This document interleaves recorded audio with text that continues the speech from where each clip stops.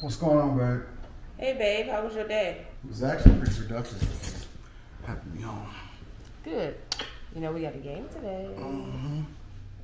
Honey, you're a little rough around the edges. I mean, I'm saying I've been working all night, taking care of business, getting to the... You know what? I don't even want to talk about it. I got you. I'm not trying to be out here looking like a dusty, and that's why I'm excited to have Tiege Hanley as a sponsor of today's video. They help me start and maintain my skincare routine by making the entire process uncomplicated. Honestly, it's the best skincare system for guys like you and me.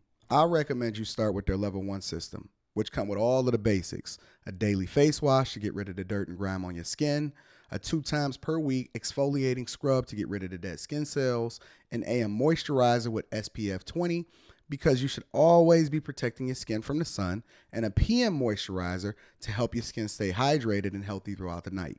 My favorite part about Tiege Hanley is that every box comes with an instruction card that tells you when to use each product, how much to use, and in what order. In addition to amazing skin, members of Tiege Hanley get tons of benefits, including at least 20% off the retail price and the ability to customize your box. And because Tiege Hanley is sponsoring today's video, they're offering my viewers an amazing deal. Just click the first link in the description. You'll get 30% off your first box plus a free gift. Click the link and get started today. We're taking care of ourselves. Self-care, fellas, is the first step to be able to get to that bag, to take care of business, and be on top of things and level up in every aspect of your life. Feel the Tiege, my friends.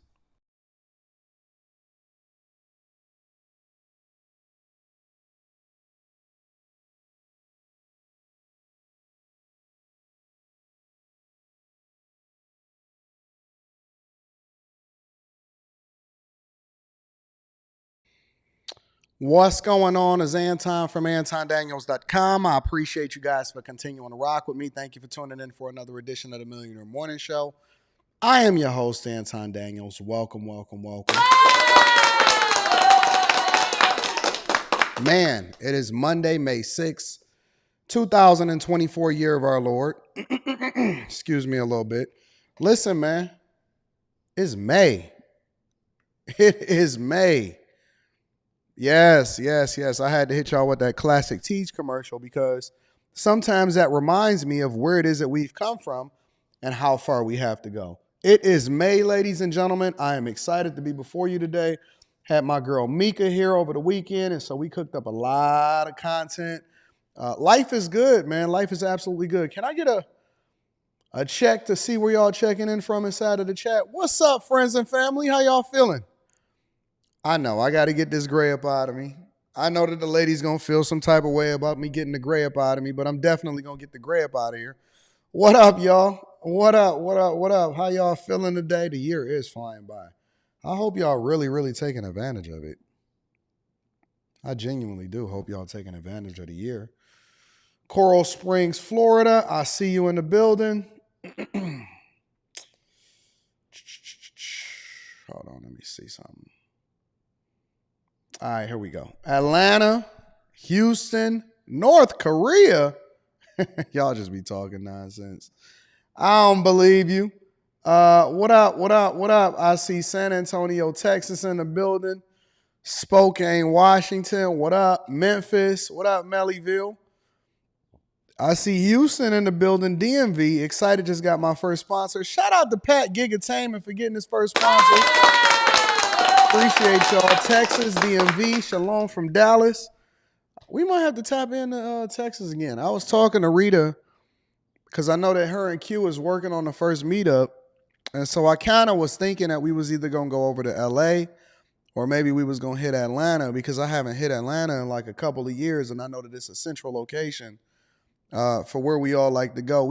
I think we either did Dallas. No, we did DC last time. So I think I might hit Atlanta because it's a central location. Shout out to Rio, Rancho, New Mexico, Peachtree Corners, GA, Rhode Island, Naptown in the building. What up, Ari Reed, Cartez Cookies, Osriel. Shout out to all of the people in the chat always here. Y'all know who y'all are. Maryland, Eastern Shore, Vegas, B More, Italy. Shout out to Italy. Good morning from Seattle, Dallas, Texas, Montgomery, Alabama. Puyallup, is that what it is? Puyallup. Shout out to you. Detroit, my dog Kojak. What up, Kojak? Make sure y'all subscribe to Kojak's channel. Tulsa, Idaho. Margate, Florida. McAllen, Texas. Brooklyn, Vegas, California. Sister, what up, sister? Dallas, San Antonio, Seaside, Cali, DC, Texas. Shout out to my truckers. Let me give a ping for my truckers. I also want to give a shout out to everybody that's in tech. I want to give a shout out to all of my single baby mamas in the building. I definitely want to give a shout out to the housewives. I think the housewives absolutely should be applauded. Shout out to my working women that's in corporate America. Shout out to my business owners, nurses, everybody that's retired out here in these streets. Shout out to my mechanics. Shout out to my CDL drivers, my bag chasers, my call center workers. Shout out to everybody that got me in the headphones, people that work the overnight shift, my Amazon delivery drivers, my post office people. Shout out to my police officers, firefighters, all of you guys. Listen, I know I'm missing some occupations, but let me just say something. Your occupation does not determine who you are as a person. That's the way that you get to the bag. And the way that we do things over at the Millionaire Morning Show is we celebrate all people. We don't care about race. We don't care about gender. We don't care about any of that stuff. You know what we care about? Adding value into your life, getting you started on the right foot today, and then making sure that we carry you throughout your week so that you'll have an exciting, profitable, and absolutely phenomenal year, because every single day adds up to 365, and we want to make sure that we add value into your life every single day that we can. So shout out to y'all. I love y'all. Shout out to everybody that's checking in overseas, here inside of the United States of America. We got a lot to get through this week, and we definitely got a lot to get to today. So let me just do a little bit of housekeeping. Make sure y'all get that Tiege Hanley. Now, I know the commercial was a throwback commercial, but let me help y'all to understand something. Tiege is giving y'all 40% this month, 40% off your first order plus 20% off for life and a free gift. The link is in the description. Make sure y'all tap into the Tiege. Longtime sponsor of the show. I would never, ever advocate for something that I'm not a part of or that I don't believe in. Make sure you get your Tiege Hanley. Again, 40% off your first order, 20% off for life, and making sure you get your free gift is absolutely awesome. Tiege Hanley. Also, I want to make sure that y'all, hold on. Before I say anything, just celebrated 4282, baby. Stand up. Shout out to you. What up, Keita? Yo, 4282, baby. Yeah. I'm an 82 baby myself, so I got to shout you out. Sometimes I see y'all in the chat. I know I like to acknowledge y'all, and I like to interact with the chat. Shout out to everybody that got a birthday this month. I'm all about good energy, man. I'm all about good energy, so shout out to y'all. I love y'all. I appreciate y'all. Make sure y'all send this out to your friends and family. Send it out to your grandma. Before I even tell y'all to go over to the Patreon, send this to your grandmother, because y'all grandmothers and y'all grandfathers and y'all mamas and y'all sisters, they be watching these trash daytime news and television shows, and they don't know. They don't know because you ain't sharing it with them, and you keep telling them that you want to keep it a secret. Oh man, I want to keep all of it. No. We rock out with people and we add value into their life, and we want to make sure that they can experience this greatness too, and that they have the option to be able to make a different decision and have some growth in their life, right? So send this to your friends and family. Tell them Anton is on Monday through Friday. Every Monday through Friday, he going to at least put on a 22-hour show for y'all. At least he going to get on here for 2 hours live and actually be able to add value into your life, all right? So shout out to y'all. And then last but not least, make sure y'all tap into the Patreon. The link is in the description as well as pinned to the top of the chat, because we don't want to be successful by ourselves, and we want you to tap into a group of people that's going in the direction that you're going in. Best time to join is the beginning of the month. A lot of y'all still procrastinating. Come on, man. Let's play no games. All right, y'all. Let's get to it. Ain't nothing left to it but to do it. Let me read some of the super chats, and then we're going to get it popping for the show. Shout out to P. Shank. Says, good morning, Mr. Anton. Anton Daniels in the middle. P. Shank is so consistent.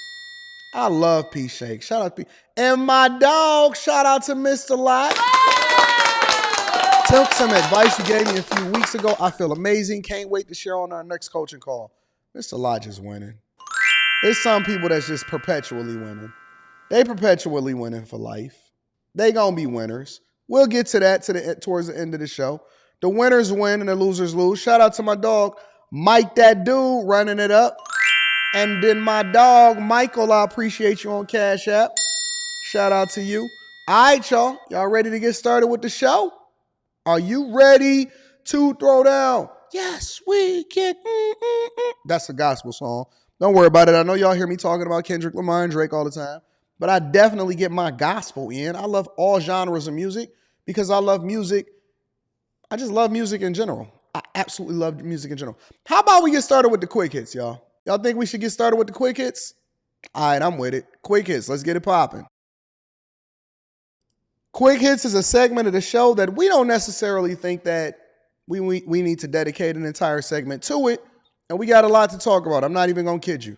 We got to talk about a pastor getting ran up on and getting pulled out on. We got a couple reaction videos. Charles Barkley talking about athletes going broke and how we can relate to that. Also, we got different people that's in the tech world that's getting laid off. I want to bring y'all up to speed on that.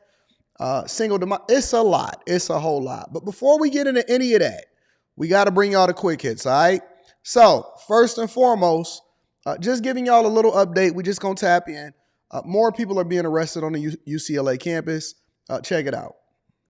Breaking news at UCLA. Protesters appear to have taken over part of a parking structure and a building. KCAL News reporter Tina Patel is live inside the parking structure right now. And Tina, we see officers are taking some of them into custody. It sounds very noisy, too. Yeah, well, it's echoey in a parking garage. There are some people here trying to get more information. Right now, UCLA police are not saying exactly why they have detained people. We are on the third floor of parking lot 2 here on the UCLA campus. There are a number of people that we can see are being searched, have been zip tied, some of them sitting down. Shout out to Jeff Yu and Slant Sells Cars. I'm definitely going to be reading those super chats shortly. Let me tell y'all, man, you look at some of these people, they are not students. A lot of these people are not students. A lot of these people are paid to be there, to come in and disrupt what you guys have going on, and then to distract you guys from things that's really meaningful inside of society.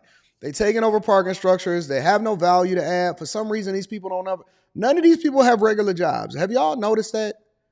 None of these people have regular jobs. They all are just grifting and showing up somewhere, and they not adding no value in the society. They're not paying no taxes. They always got on baggy jeans, masks, and then bonnets or do-rags. And they over here causing a disruption. And it just so happened to be during the time that an election year is coming in. So just remember, when you're looking at these videos, look for the context clues in the videos and not just the videos themselves, not just what the headline says.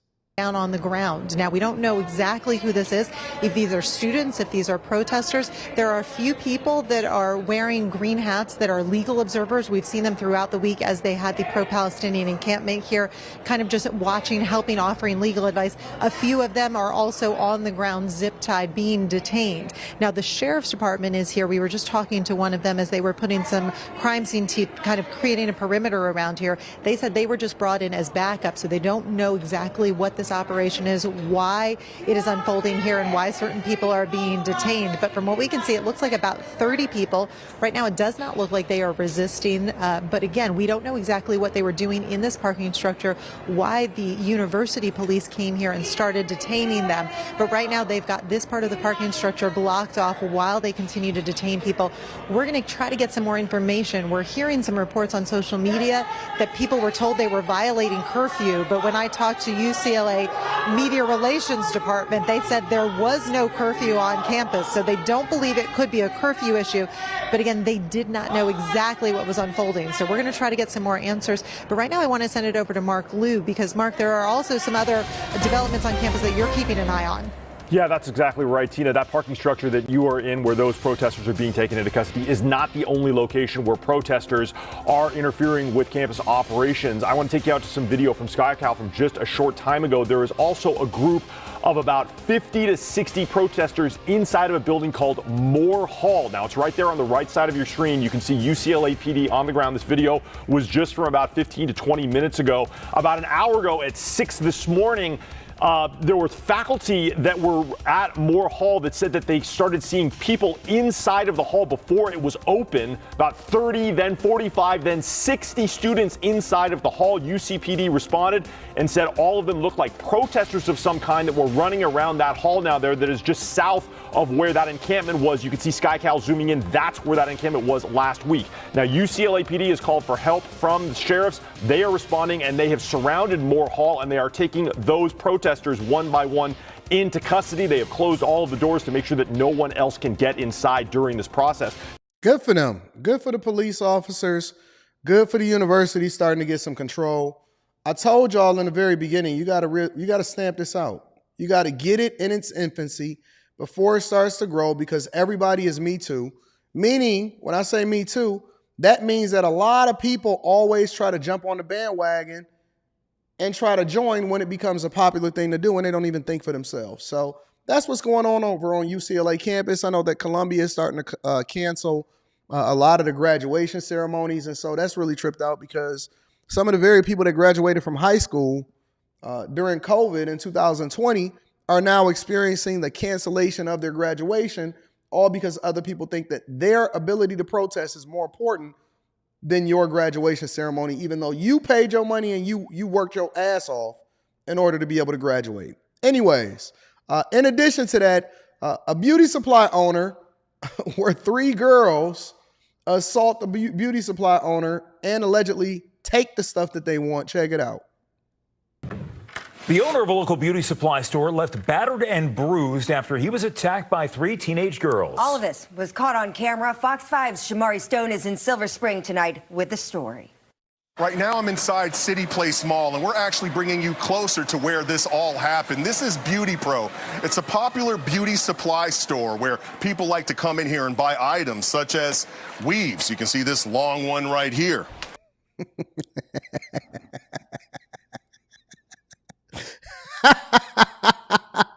Am I the only person that think that this dude is being petty?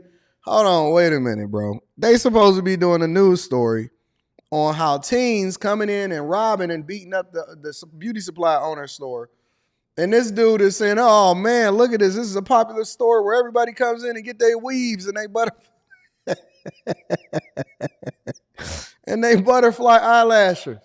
Come on, man. They being so petty, bro. Hairstyling gel. And an item that people are stealing, he says, wigs. Well, you come right over here. He says that these 3 teenage suspects walked right in, and he says that they were determined to fight with him. They walked right behind this counter, the one I'm standing out right now, and he says they just started beating him repeatedly, and he was trying to defend himself. You look right over here. This is the camera that captured them on video. Take a look at this surveillance video from the store on Sunday, March 3rd. The 3 suspects walk in and start punching James Wong. He appears to defend himself, and they continue to beat him repeatedly in his head. He says, that girl's throwing hands like a man. Y'all sure that ain't a man? Hold on, let me back up for a minute. He appears to defend him like white girls too. Himself, and they continue to beat him repeatedly in his head. He says he had several bruises and he was hurting. After the suspects beat him up, police say they then walked out of the store with bags. They walked in, started throwing hands, and then started taking the stuff that they wanted. Stolen items. He says the same suspect stole from him just 2 days before the attack. That was captured on surveillance video. You're now going to hear from James Wong. I'm still scared. And I feel like a still trauma. The people comes, youngster comes, 3, 4 people come at all together. I'm still feel uncomfortable dealing with the people. Since COVID-19 pandemic, young people kind of behaviors become more wild. I'm just glad.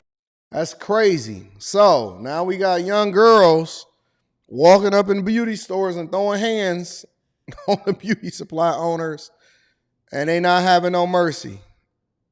Had your weaves and your wigs. Last but not least, thought I'd throw a little bit of controversy in there based off of some of the stuff that y'all sent me. An Amazon delivery driver wind up killing a carjacker. Check it out. Breaking news. In Franklin tried to carjack an Amazon driver, and the Amazon driver shot him. They shot at the Amazon driver is what I'm getting, and the Amazon driver shot back. The stunning police radio calls and a neighborhood in shock. From what police know so far, an Amazon driver carjacked at gunpoint in broad daylight. Detectives say that delivery driver opened fire, the suspect killed. Good evening, I'm Caitlin McCarthy. A 19 News crew on the scene just minutes after it all went down. Michelle Nix live now in Cleveland's Ohio City neighborhood. Michelle, you talked to neighbors. What else have you learned on scene? Well, good evening, Caitlin. As you said, we are here in Ohio City on West 48th and Franklin, where, as you can see behind me, there is a very active crime scene by Cleveland police. This is a homicide investigation.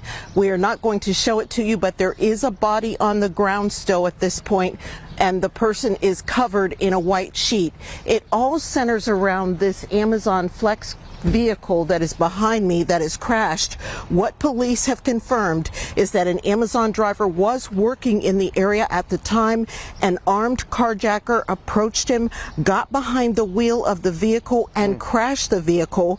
During the altercation, we're being told the Amazon driver allegedly shot and killed that armed suspect. Now, at this point, no one is in custody, but neighbors here are just shocked.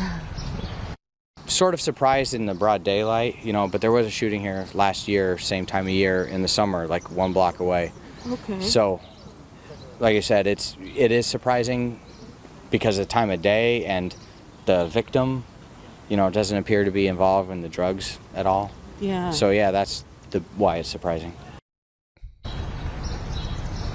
Now, I just talked to a young mother who said she was coming down the street with her young son. They were headed to a party. She heard some popping noises that she thought were gunshots, but then she thought, well, maybe they're fireworks. But then she looked down West 48th and saw the crashed Amazon vehicle coming this way and flip over. She said she's just stunned that this could happen right here. Let me say this really quickly, and then we're going to go ahead and get into the show. When they say the victim, I'm assuming that they mean the Amazon flex worker whose car was taken and that he unfortunately had to discharge his firearm. And thank God that he was strapped out here in these streets. Thank God he was strapped. Look, I'm not letting it go. We got a whole story that we're about to get into right after this on Quick Hits. I ain't even going to talk about it yet, but listen, at some point, because everybody keeps telling me about, oh no, the most vulnerable among us are usually the ones that suffer the most when it comes to the crimes being perpetuated against them. Now, what the family is going to say is, oh my God, he was a good person. It's not worth his life. It's just a vehicle. You should have gave up the vehicle and the Amazon Flex packages and all of this stuff in order to be able to let him get away because he was going to turn his life around. He just hit a rough patch. He was only carjacking you in the daytime, and it's not his fault. It's society's fault. It's the white man's fault. It's the system's fault. It's inflation's fault. It's Trump's fault. It's Biden's fault. It's women's fault. It's men's fault. Yo, it don't matter. You can walk into a beauty salon and be able to punch on people that owns the salon and then take what you want out of it. And then if you decide to defend yourself as a result of it, it's not their fault that you're taking their life. We need to make sure that we do this investigation as a homicide, not self-defense. At some point, the most vulnerable among us, we have to protect them. If our legislators are legislating laws that basically prevent the worst from among us getting out and perpetuating the crimes against you, you have a right to defend yourself. So I'm going to just say this. Congratulations. Play stupid games. You win stupid prizes. You put a pistol in somebody's face. They might defend themselves and take you out. Thank God that the flex driver, I think we need to start a GoFundMe for the flex driver. I think we need to start a GoFundMe for the flex driver. T-Man Slice says the gun was only a 22. That's all you need. It worked. That's all you need. You don't need all of that extra, all of that stuff. Yes, man, listen. I believe in the right to be able to defend yourself. 100%. So let me get a round of applause for the flex driver. Yeah, that's where I stand. Listen, ladies and gentlemen, that's your quick hits. You know what I'm saying? That's a good quick hit right there.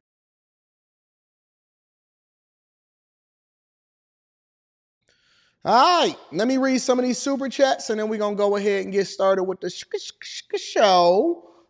Jamal Fowler says, peace, Anton, in the chat. Shout out to Jamal Fowler. I appreciate you. Jeff Yu says, salute to you, Anton, checking in from Michigan and originally from the east side of Detroit. Shout out to my guy that was dropped me off, my Uber driver. He said, yeah, man, I'm from 7 Mile and Hayes. I said, shout out to you, big dog. Check out the live stream today. We're going to get it popping. Shout out to Jeff Yu. Slan Sells Cars on the building says, good morning, Anton. I'm with you. Drake is winning. Let me give you a round of applause. Shout out to Slan Sells Cars. Wendell Kilgore says, Grand Rising, big dog. Happy Monday. Looking forward to you preaching this week to continue to prosper and God bless. I'll see y'all waiting on that Wednesday night show. We might change the format to just that 1 hour. Just all we need is 1 hour. Yeah, Casual Germ says, last Cinco de Mayo around 4 a.m. in Chicago, and Dan Ryan Express came to a standstill, not because of an accident, but because drivers were drunk asleep at the wheel. It looked like a scene out of a zombie movie. Really? Okay, we're going to deep dive into that. Thank you for contributing into the platform, and thank you to everybody that support the platform. I absolutely, positively appreciate you. Thank you, thank you, thank you, thank you, thank you. How about we go ahead and get into the show? Y'all ready? All right, let's get to it. So, first and foremost, the thing that I want to start off with is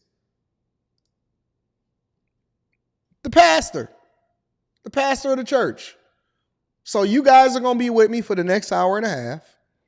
And so I suggest that y'all buckle up, get ready to have some uncomfortable conversations. We're going to get into the money. We're going to get into the politics. We're going to get into the issues. We're going to get into the violence. We're going to get to the entertainment. But we definitely going to keep you guys up to speed on what's happening out here in these streets. So there was a man that allegedly pulled a gun during a live stream in church. Now, I'm always going to relate this back to the original conversation that we was having last Monday, not this Monday, because tonight it's going to be lit.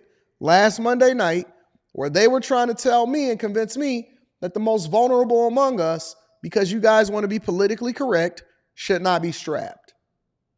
Should not be strapped. Check it out. Good evening and thank you for joining us. I'm Erica Stanish. A scary scene at a congregation in North Braddock this afternoon when a man pulled a gun on a pastor in the middle of their sermon. And right now, police are searching the home of that suspect. Our Ricky Sayer is live in North Braddock with new details from police. Ricky, what can you tell us? Just moments ago, we learned from Allegheny County Police that a man was found shot and killed in one of the homes behind me today. Now, this has been a very emotional scene, and police are still investigating. You can see the crime scene tape that is up. We spoke with a neighbor just a few minutes ago, and they told us that they heard gunshots around 10 this morning. They say the person you're about to see in the video at the church holding the gun is the same person who lives in one of these homes. We'll warn you that you may find some of the video you're about to see disturbing. It happened in an instant.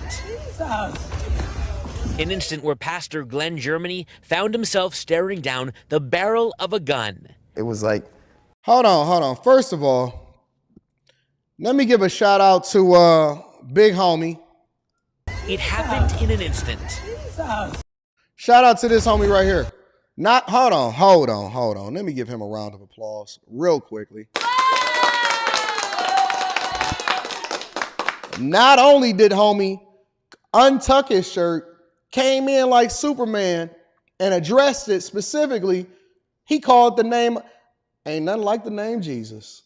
Called the name of Jesus because my man was walking over. He was going over there to get him. All heroes don't wear capes. All heroes don't wear capes. So now, think about this for a second, right? Again, because what I said last Monday, I said, listen, it's always the most vulnerable among us. Always the most vulnerable among us. That's who they go for. They don't go into police stations. They don't go up to an FBI building. They not going up and seeing all of the brolic men that's in it. They not doing that. Do you know where they attack? And I said this, and I'm going to say it again. They go for where it is that they think that the most vulnerable are. They go to schools, they go to churches, they go to mosques, they go to these places. And y'all keep telling me that these people should not be strapped or y'all wouldn't feel comfortable. But you feel comfortable going into the police station because you know that ain't nothing going to happen when you go in there. You feel comfortable going into court. You just free or whatever. Well, I mean, you might get locked up in there because you went there for the wrong reason. But my point is that people on a regular basis are out here wilding. And it only take one incident, one issue, one problem. And then they're going to be out here talking about, oh my God, you know we need more gun control. No, we don't. No, we don't. We need people trained, knowing how to protect themselves. And he just so happened to run up on my man from the beginning, and he hit him with the hurdles. My man came through. Look at this, bro. Some of the video you're about to see disturbing.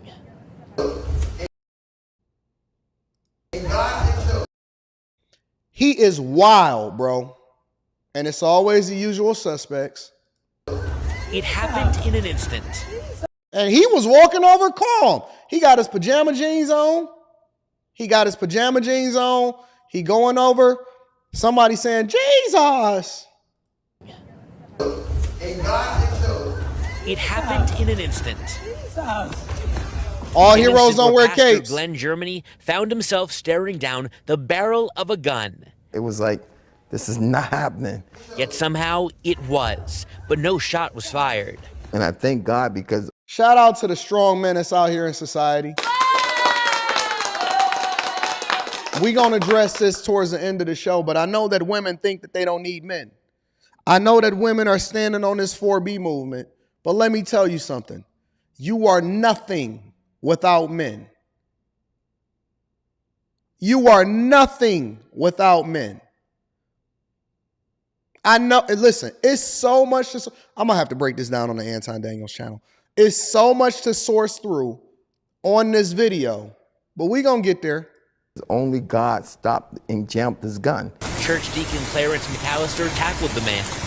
That's how the mind reacts. You know what I mean? There's something that needs to be done. And I shout out to Deacon Clarence McAllister. Jumped up there and handled my business. He's a hero.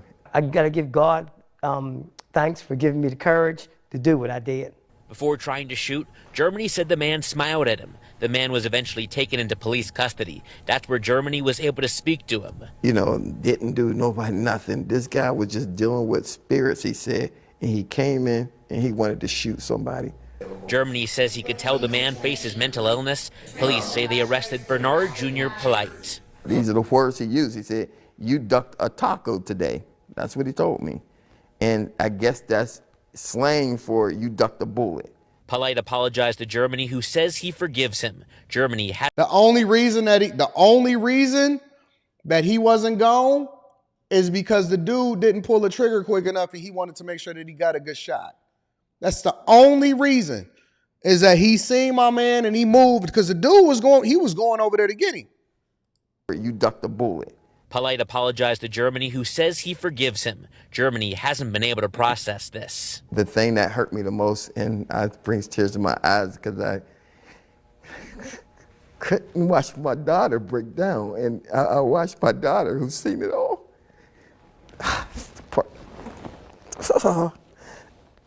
His 14-year-old daughter was sitting among the pews. That's crazy. But I still had to be strong because I had to be strong for her, but I couldn't take it. And just seeing her, that's the part that, you know, it's hard for me to digest. And again, this was at Jesus' Dwelling Place Church in North Braddock. The pastor told us that he plans to tell his parishioners about how important it is to know that mental illness is real. And we also want to make clear that police haven't connected the scene behind us with what happened at the church. It was the neighbor who was able to make that connection for us. Obviously, a lot going on here, and we are working to learn more information. Now, let me speak for the pastor on this one. I got you, Pastor. I got you, Pastor. I'm going to speak for you on this one. It ain't got nothing to do with mental illness. It got everything to do with the devil is running rampant out here in these streets, and we continue to subject ourselves to it. And until we get tougher and we start addressing it and calling it exactly for what it is, we're going to continue to run into these issues. This ain't got nothing to do with mental illness. He's in his right mind. He knew how to get a gun. He had on his pajama jeans. He probably lived by himself. Matter of fact, let me go over to the next clip because we got to get some more context out of this. What was supposed to be a quiet Sunday at church turned into chaos for a group of parishioners as a gunman walked up to the front pew and tried to fire his weapon directly at the pastor. We should warn our viewers, some might find these images disturbing.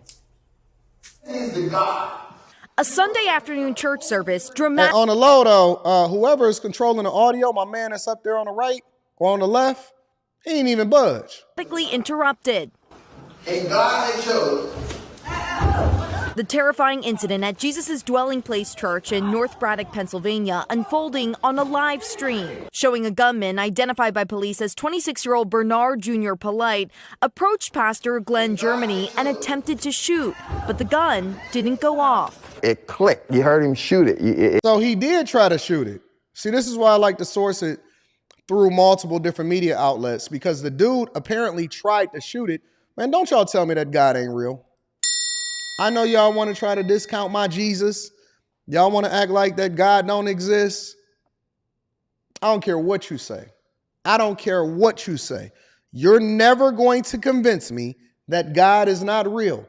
The dude said that it clicked and it didn't go off. So it got jammed.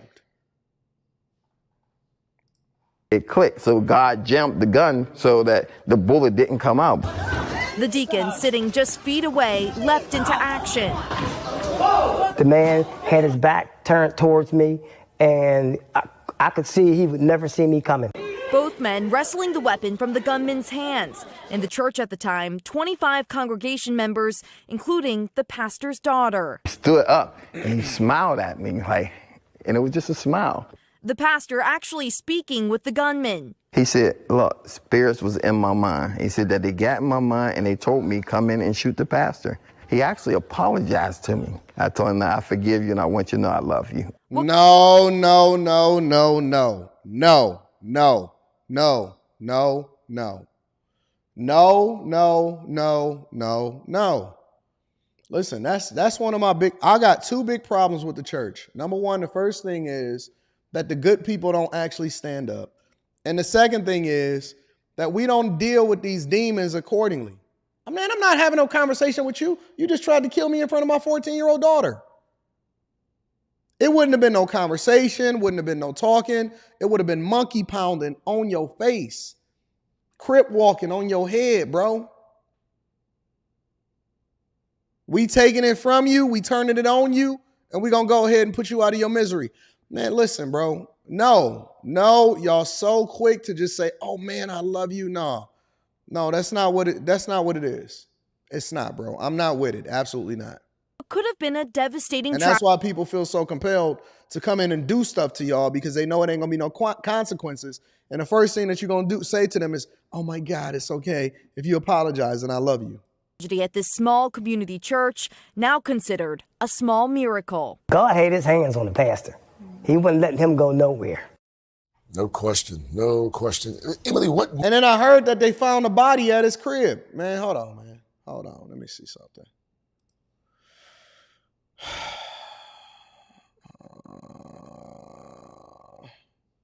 Yeah, I heard that they found a body at his crib, man. Like right after they arrested him and they went in and they went and searched his house, and then they found a body at his house. That's crazy. Listen, man, we got to start making sure that we vigilant. I know that God is love and he's a provider, but he's also going to give you what you need in order to protect yourself, bro. Stop just easily letting these people have a slide on you and then they're able to just move on without any kind of problems or trouble. Nah, we need to get harder on these people. We need to stop letting them make excuses talking about, "Oh my God, it's something in my head." Nah, bro. I don't believe in that. Let me read some of the super chats. King of Kings says, don't have CPO yet, was thinking of less lethal though.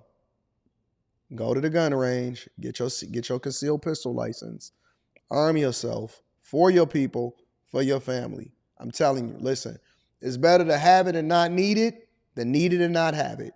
It's better to have it and not need it than need it and not have it. I hate guns. But if you think for 1 second that I do not have them strategically everywhere, in addition to when I go out of town and when I go to certain places, I'm going to have security, you out of your mind. It's better to have it and not need it than need it and not have it, bro. Just join the Patreon. Let me give a round of applause. You are my most watched YouTube channel. Shout out to you, big dog. I appreciate you. Hey, make sure y'all tap into the Patreon. Link is in the description as well as pinned to the top of the chat. Just Juan says, what up, though, Anton? Curious to get your long-term thoughts on Apple stock. Well, you're going to have to join the Patreon. Come on, man. You know what it is. I just talked about Apple on the Patreon on Stock Club. Just to give you a little bit of insight, I think that the best thing to do is for you to look at the long-term growth in the services division of Apple, not necessarily to the iPhone market, because I think that the cell phone market is pretty mature. My long-term prospects on Apple is that I think that they'll continue to be profitable. I think that they'll continue to innovate. They're going to silently implement AI into a lot of what it is that they got going on. And I do think that they're still undervalued. So shout out to you. Long-term, Apple is still in my portfolio. I'm rocking with it. Pastor said, try Jesus, not me. Facts. Gray Way is in the building, says, I play organ for a church and this is wild, scary, but the church I work for has a few retired correction officers who are deacons and always ready. I think one of them thinks he's still working. When I used to go to a specific church, my home church that I grew up in, my family church, every single man was strapped. My home church, every single man was strapped. Every guy that was outside, every guy that was doing security, the pastor, everybody, every single guy was strapped in there. And so it was multiple different things and multiple different people because we was all in different spaces. But every guy in there, they was not waiting. We was not playing no games. We was vetting. We was very, very careful and very vigilant. And we were patrolling the parking lots and everything like that. Every guy in my home church used to be strapped. All right. So it's a little different for me. I see it differently. Next Level MF says, Pastor should have said, God forgives, but I don't. Make an example out of these people. Jay Johnson says, what up, though, AD? Trucking through the tight streets of Fremont, Oakland. Shout out to the truckers out there. You give us knowledge. AD is much appreciated. Excited for that one-on-one coaching call. I can't wait to kick it with you, bro. Shout out to you. Thank you to everybody that support the platform. All right, y'all, let's continue over with the show. So the next thing that we have on the docket is Cinco de Mayo. Now, me and Mika was out here. We was having a good time. And nothing went on. Everything went on without a hitch. Was over in Mexican town. We did a lot of things. Now, to be fair, Mika wasn't here on Sunday because she had to catch a flight. But Saturday, it was really, really dope. We had a lot going on. It was awesome. Good energy. Good vibes everywhere. And so shout out to everybody that celebrated Cinco de Mayo. I had former Mayor Kwame Kilpatrick. We kicked it with him. So he was out here in these streets. So shout out to him. So Cinco de Mayo largely in most places went off without a hitch. Except over in one place. Yep, you guessed it. Chicago. Chi-Town. Chi-Town. They literally had to cancel the Cinco de Mayo parade because gangs decided that they wanted to take over what was happening in the city. But before we get to that, let me bring you up to speed of what happened overnight in Chicago at an Irish pub. Irish Nobleman Pub has serviced this community for nearly a century, but the current owner tells me crime in the area has gotten out of control with folks just targeting patrons wanting to have a good time. Right now, Chicago police are looking for 3 men that are responsible for entering the club, the bar, I should say, with guns and actually shooting at the owner as well as a waitress here. Hey, I saw him come in the door and I went to tell him, hey, we're closed. And they pointed a gun right at me. Surveillance footage capturing 3 robbers entering the business. Once inside, patrons surrendering with hands raised as they're held at gunpoint. They were just cursing and telling us all, everyone put their hands up, and I grabbed the waitress and went out the back door, and they shouted, "Go get him." The thieves got away with customers' purses, cell phones, wallets, and nearly $250 in cash from the register. It happened Saturday, 1:45 a.m. at Irish Nobleman Pub along West Erie. Owner Declan Morgan says he was shot at 3 times, the bullet striking his Ford truck and Jeep Rubicon. I was more worried about my staff and the customers, and then after it's when it kind of hit you. I'm like, geez, I could have been dead here, and my wife would have been here to raise a newborn on her own. The thieves were in and out in under 3 minutes, leaving customers shaken. The Irish pub has served the community for nearly a century. Many of the patrons are regulars from all walks of life, simply wanting a cold beer. Morgan now plans to hire armed security, and the business will no longer accept cash.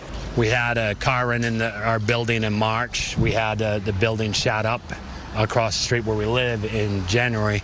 It's the Wild West out here. So now my wife is basically saying we have to move. Now, you know women. One thing about women, listen, when they start sensing any sense of violence, when it gets a little too rough, when they see a close call and nothing really happened, they be like, you know what? It's time to move.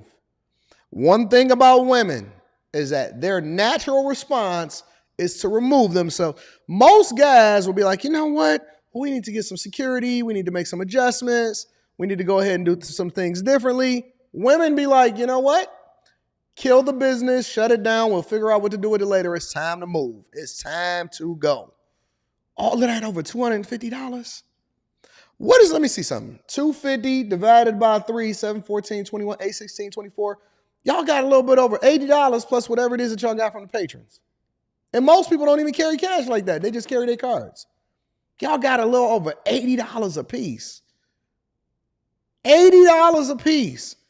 And you got an attempted murder on your jacket. And the police is going to be looking for you. And you got to hope that your homeboys don't snitch on you if one of them get caught. All of that over $80? $80. So that was what was happening overnight. The thieves came in and robbed and carjacked over there at the Irish pub over there in Chicago. But check this out. This is what was happening for Cinco de Mayo. Breaking news to tell you about violence prompts the Cermak Road Cinco de Mayo parade to be disrupted as gunshots ring out. WGN's Courtney Spinelli. Look at these dudes. Check this out, man. They don't even care. News to tell you about violence prompts the Cermak Road Cinco de Mayo parade to be disrupted as gunshots ring out.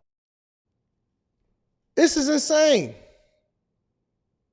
Every nationality over in Chicago is about that life. Look, they standing on the fence. They have no fear whatsoever. The police officer is in the background. Do you see him with the vest on? Police officers is in the background everywhere. It's in the middle of the daytime, and they running up on each other throwing gang signs, about to get it off. Yo, Chicago is not a real place. I hate to say it. We were having this conversation over the weekend because, you know, Patreon members, bag chasers, you know, we always go to y'all different cities. We go to, you know, different places in order to do meetups and link up with people or whatever, right? And we was putting everything on the list, and Rita said, you know, we never been to Chicago for a meetup. I said, I know we do that for a reason. We can't even fly into the airport without seeing migrants. You can't walk down the street without seeing a vacancy rate. That's crazy. You know what's so crazy? Mika was here, and we walking down the street, and she said, Anton, because this is the first time that she's been here without it being cold, and so it's her third time coming here to come and kick in and live stream and create content and all of that stuff, right? So we walking down the street, and it's sunny, and we hanging out, and we over in this party, and so we hit this spot, and we hit this restaurant, we hit this bar, or whatever. And she said, Anton, this is nothing like they say it is on TV. She says, this is nothing like they say it is on TV. She said, it's lit out here. So everybody was partying, having a good time, and then The mayor came up and he kicked it with us for a second and all this stuff, right? And she said, man, she said, you know, when I tell my people I'm about to fly to Detroit, they was like, oh no, it's so, she said, this is way different. Now I say that because it's ironic that it's almost like the two cities are switching places. You see all of the most popular places that used to be lit, the Chicagos and all of that stuff, and you can't walk down the street or you can't even catch an Uber at night. We feel very comfortable. I'll be walking down the street. Well, I ain't gonna give you all of the sauce, but I feel very, very comfortable. Absolutely. We just hosted over 750,000 people for the NFL draft. We got the Grand Prix is gonna be here. Movement Festival is about to be here. Everything is absolutely lit. And we feel absolutely comfortable taking public transportation and not having any problem whatsoever. I would have never thought growing up, because everybody from Michigan, you know, whenever you would take a trip, you would either go to Cedar Point in Detroit, you would go to Cedar Point, or you would go over to Chicago. We would never guess in a million years that Chicago would be this degenerate to where in the middle of the daytime, gang members is throwing up signs and walking across the street trying to get it in with other gang members in the middle of a Cinco de Mayo parade. It's crazy, bro. WGN's Courtney Spinelli is live on the West Side with the latest. Courtney. Whitmer ain't got nothing to do with Detroit. Let's be clear. Governor Whitmer don't have nothing to do with the transformation of what's been happening in Detroit over the last 10 to 15 years. That's all citizens. That's all the police. That's all the mayor. That's all of that. Ain't got nothing to do with her whatsoever. Don't ever give our credit to what we doing as far as the transformation and stand down and keeping money in our own city and taking responsibility and ownership of what's going on in here. That's city council members. That's new leadership. That's the police officers. That's the police chief. That's the residents. That's Dan Gilbert. That's the Illich companies. That's the people and the citizens that have a vested interest in seeing this place grow and be successful. We're not dealing with none of that. Don't give none of our credit to somebody that ain't got nothing to do with what's happening in Detroit. That's straight up. You ain't see her here for the draft. You ain't see none of that. She ain't got nothing to do with what we got going on here. Jackie and Taman, good afternoon. This afternoon, multiple people were arrested as tensions escalated in the city's Little Village neighborhood. Police say multiple guns were recovered, multiple objects were thrown at officers, and we do know that those taken into custody were taken to several places, one of those police districts right here at CPD's 10th district. It's just it's out of control. This right here, part of the reason why the historic Cinco de Mayo parade was canceled Sunday afternoon. It was set to step off at noon near Cermak and Damon, making its way to Marshall in California. A lot of families, a lot of kids love parades. You know, I hate to see it happen, and you know, it really bothers me, and it bothers everyone. Due to area gang violence, police say they made the joint decision with elected officials and parade organizers out of an abundance of caution. Residents say parade goers and participants were getting ready for the celebration to start. And then just chaos just happens, you know. There's no respect. Police sources say this is part of an ongoing territorial dispute between rival gangs. The violence unfolding along Cermak and surrounding streets on Sunday. All right, 22nd in California, they're still shooting, guys. 2 in California. Look at these. 4 shots fired. We got gangbangers pulled garbage cans up down the block over at 22nd. They running up on each other right in front of police officers. They running up on each other right in front of the police officers and making threats. In California. Tensions escalating as officers tried to disperse crowds. Police sources say people were still shooting. Groups flashing what appear to be gang signs on opposite sides of the road as crowds were running from one area to the next. It's crazy. Move it. They're starting to hit squad cars. As streets in the area remain closed down, businesses like Raymond's Tacos shuttered their doors as vendors cleared the area. An impact to the people trying to make a living, as well as the ones living in the area where this unfolded. You know, people are afraid to come into the neighborhood and people are moving out, but this is home, so I live here. No, listen. Let me tell y'all good people and y'all folks in Chicago. If you a good person, and you know that you're a good person, if you are a good person, and I'm not talking about people that's giving off, yeah, man, I'm really a good person, but I do bad things. No.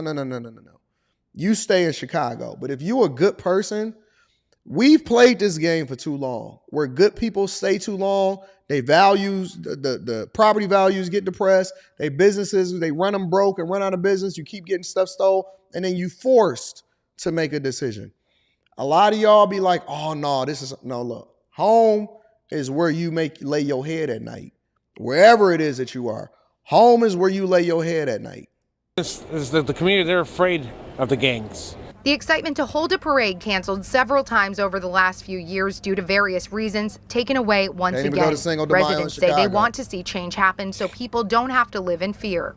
I hope they step up the police presence, you know. If you coming for the Afrobeats Festival, Slimmy, I'll definitely link up with you, bro. I'll be here. We are concerned, and I know the police are doing their best. For Chicago to be a better community, we all need to work together.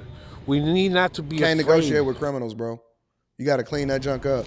Now, right now, some conflicting information we're trying to work out. Police say that while the parade was canceled, those floats and their participants did have to be routed out of the area. So while it looks like there may have been a parade that was held and they were moving along a different route, they say they were just trying to get them out of there.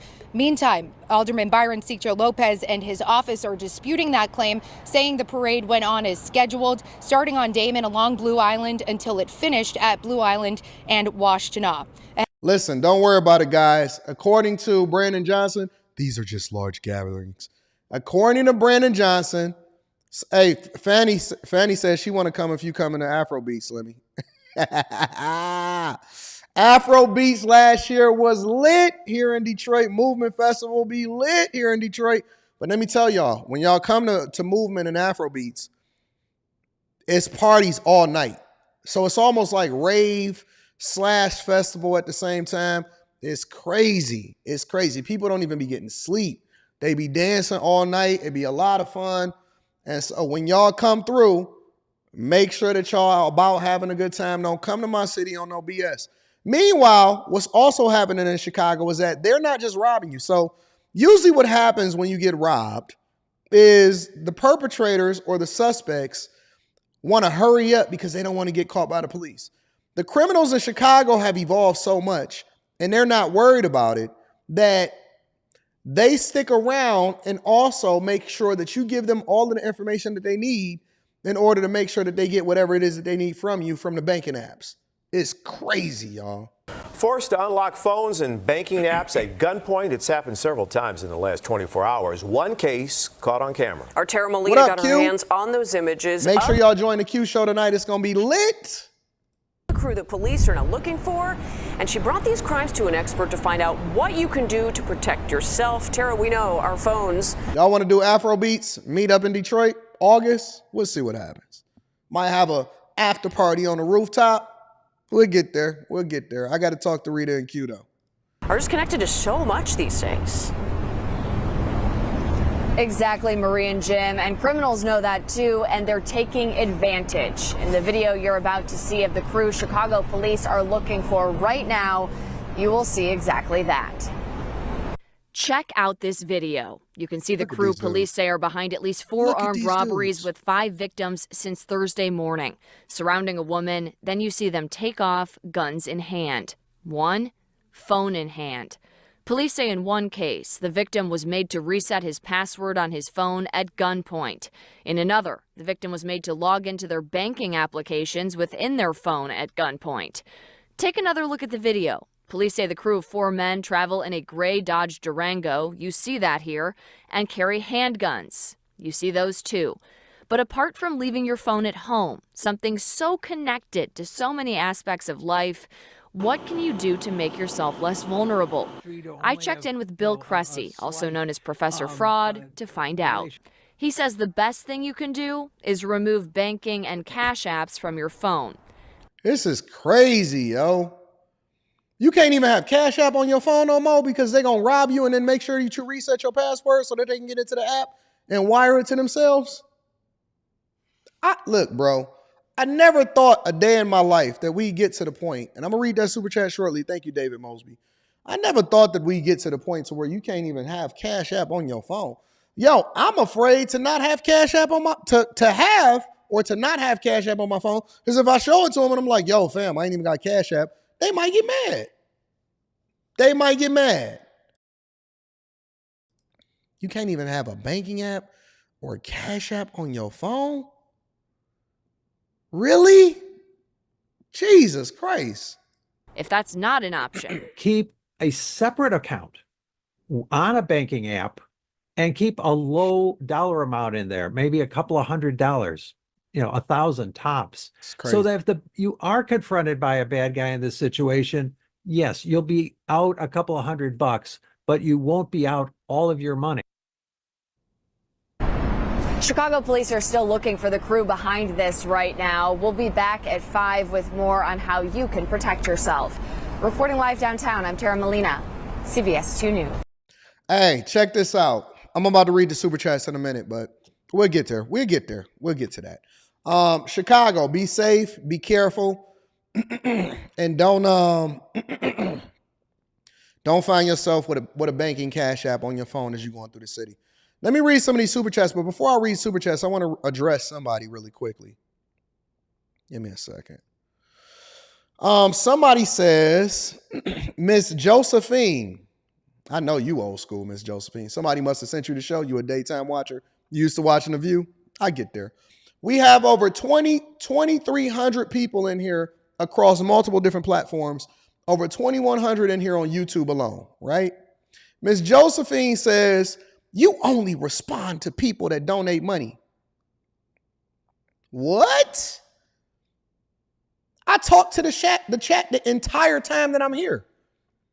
As a matter of fact, I tell people, I don't really care if you donate or not. That doesn't mean anything. I don't ask for Cash Apps. I don't ask for super chats, but I always want to acknowledge the people that take time out of their day and spend something that they trade in their hard-earned time for, which is money. And I don't care if it's $1, I don't care if it's $500. I always show love to everybody. The first thing that I do, I want to address this because I always want to stem this, and I want to make sure we cut this off at its root. First thing I do when I jump into the live is I acknowledge the people. I say hey to everybody because chat lives matters.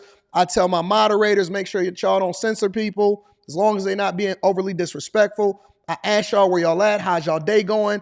I make sure that y'all always good and everything like that. Who are you? Are you new here? Are you new here? We got a whole 2-hour show to do Monday through Friday, but I know my people. Maybe you need to tap in and understand that these people hit me up and ask me to be able to pay for their funeral expenses for their fathers. Or when some people getting kicked out of their house, the first thing that they do is they tap in with me and they say, yo, Anton, can you look out? I really don't have to show my stripes because there's people in this chat right now, because I don't just acknowledge the people in the chat. I also make sure that I look out for my people. We are a community. We are a family. So if you can't get with that and if you don't understand it and you want some attention with your no avatar having ass, then make sure that you go somewhere else where they don't even recognize you, even if you do give a super chat. I'm always make sure I'm in tune with my people. I'm always make sure that I provide value. And every single morning, no matter what happened, because I only got 3 hours of sleep last night. And I got corporate America right behind me. See this computer right here? See that one right there? I block off my time so I can make sure that I show love to the people. Please, please miss me with that. We don't want to hear you. We don't want you running in the Victim Olympics. Make sure that you very, very careful about what it is that you say and how you say it. Chat lives matters. We don't censor people, except for a couple of people. Hold on, I think I got one. Give me a second. It's only one person I see. I got to make an example out of somebody. Give me a second. I got to make an example out of somebody. Eeny, meeny, because every once in a while you got to say something. You got to deal with them. Eeny, meeny, miny, mo. There we go. Anyways, let's continue on with the show. Let me read some of the super chats and then we're going to go ahead and get it popping. I just want to let y'all know that I will hit the button. I had to put somebody on the pip the other day. Shh. Jay Johnson says, my bad, Chad. I forgot to You see how people love each other over here? We had somebody just the other day, and I ain't saying no names. They came in and they said, Anton, here's my last. I was mad because I was like, yo, I asked y'all to just chill out and just, you know what I'm saying, support if you can, when you can, if you see value in what it is that we're doing. But more importantly, make sure you invest in yourself by going into the Patreon. And he was like, yo, this is my last $2. We wind up sending this dude like $400-$500 just in general, just because we love our people. Jay Johnson said, my bad, chat. I forgot to acknowledge all. Blessings to the chat and blessings to the Patreon. Gang, gang, gang, gang, gang. Over 6,000 strong in the Patreon. This definitely shows God got us from that video. Shout out to you. David Mosby says, good morning, sir. And shout out to the gang, to the bag chasers. See that? We real up in here. It's real in the field. Wealth Building Journey says, what up, though, Time? When is the Detroit Grand Prix taking place? I'll be up there around the end of the month looking at investment properties. Let me see something. I'll tell you. The Grand Prix was lit, too, last year. June 2nd through the 4th. No, I'm sorry. May 31st through June 2nd. It looked like May 31st through June 2nd. Let me double check just to make sure. Yep, May 31st through June 2nd is when the Detroit Grand Prix is. They already starting to block off the streets and stuff like that right now. So shout out to you. I appreciate you for the super chat. Shout out to my guy. T. Crawford is in the building, says, time to start investing into throwaway phones, debit cards, and all. Man, it's crazy out here in these streets. Dion Sardines is in the building, says, Miss Josephine, your next or first super chat needs to be to apologize for real. Listen, these people don't even be having avatars. What do y'all think that they doing? J Dubs in the building says, thanks to your advice, I spent all yesterday studying candidates running in my country, plus the governor. I will make a more informed decision around this time. Thanks, bro. Shout out to J Dubs. Miss Josephine is wrong. Trust me. Jamal, listen to Jamal. Jamal said Miss Josephine is wrong. Trust me. I know. You will know them by their fruits. Shout out to my dog, Mark Pyers, tax coach in the building. I appreciate you, big dog. Thank you for holding me down. You are my guy. We might have to have one of those tax conversations again. All right, y'all, let's get to it. Let's get to it. We don't want to harp and beat on the dead horse. Shout out to Miss Josephine. She didn't know, but she know now. She know better. Before we get into the money, all right, I want to, again, go on my crusade on behalf of and in support of my police officers. Yeah. Listen, you hear about the gang culture. You hear about everybody doing everything to everyone, and nobody actually supports or show loves to the police officers. But every single day, listen, every day since I've started highlighting what was going on over in Chicago with the police officer that got killed, I said, you know what? I'm going to pay attention to what's going on with a lot of these people. I'm going to pay attention to what's going on with a lot of these people.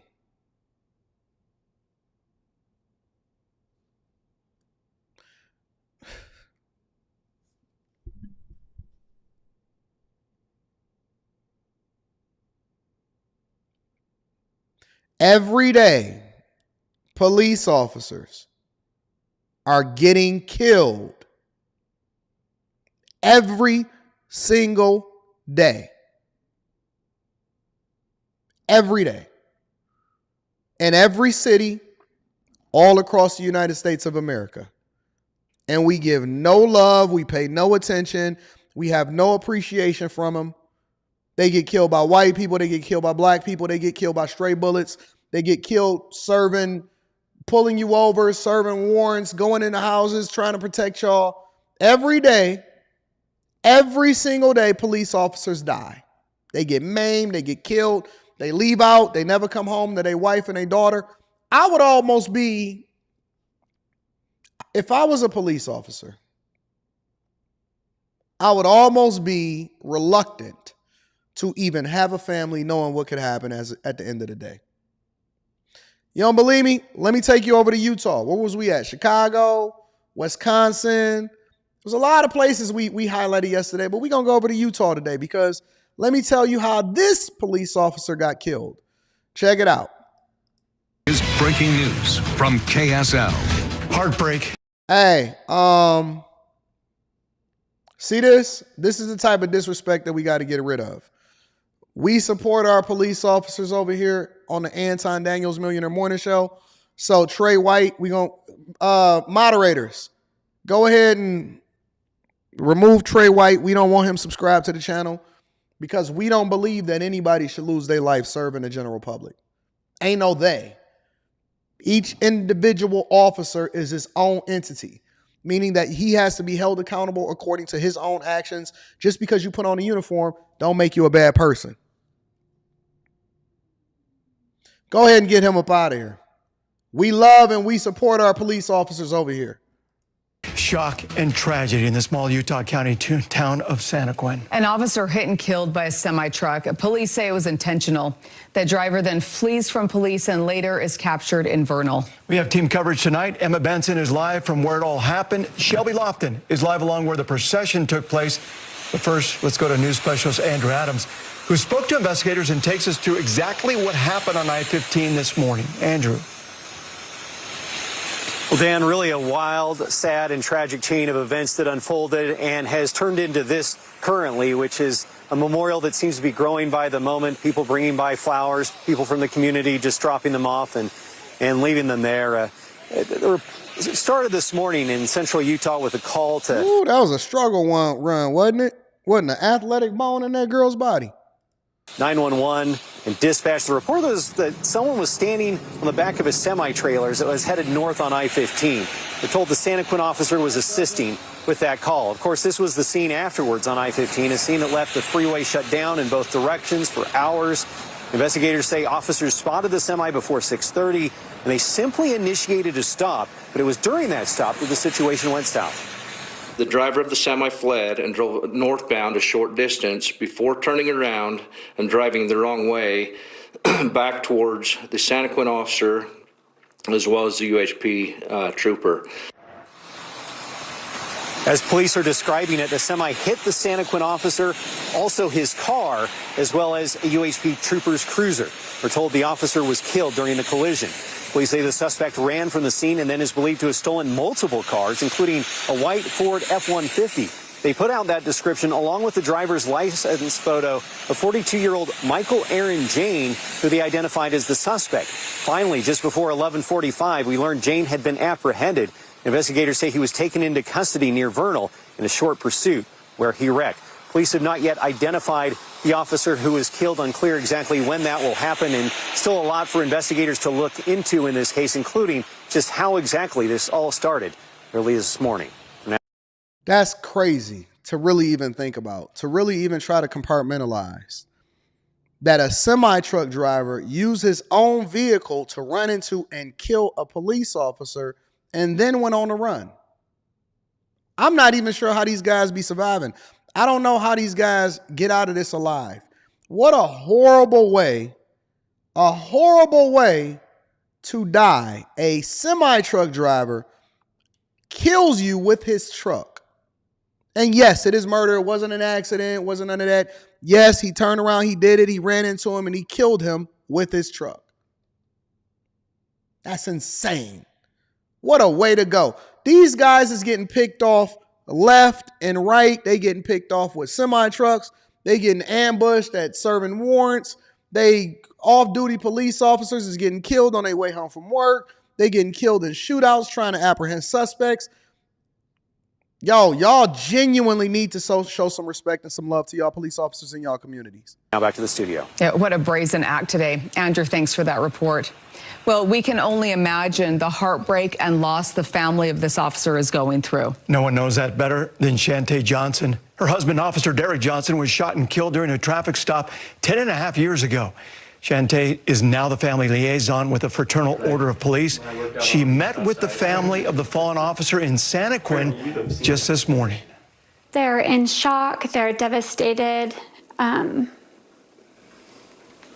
just feeling the ultimate loss. And they just don't know what to do, and they're searching for any answers that they can get.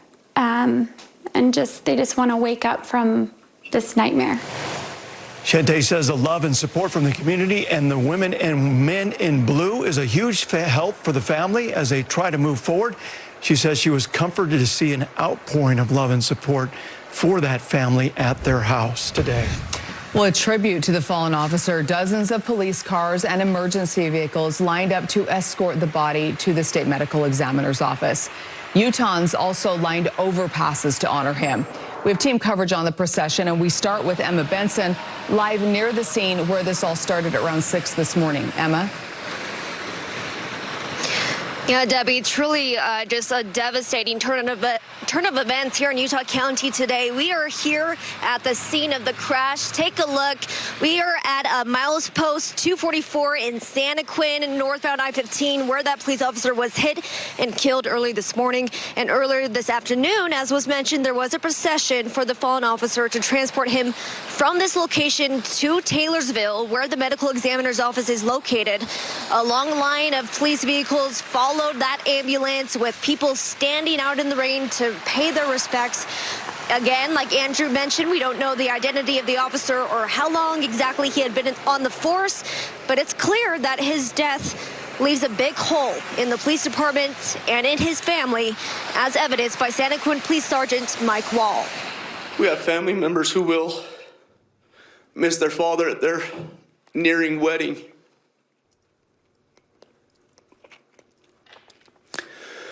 But I can assure you, we as a police department will stand up and we will be there, and we are one family. Listen to somebody in here. 15-year-old got killed by police in Akron. It's hard to feel bad. Hard to feel bad from what? First of all, we don't know the details of what's happening over in Akron. Secondly, this is over in Utah.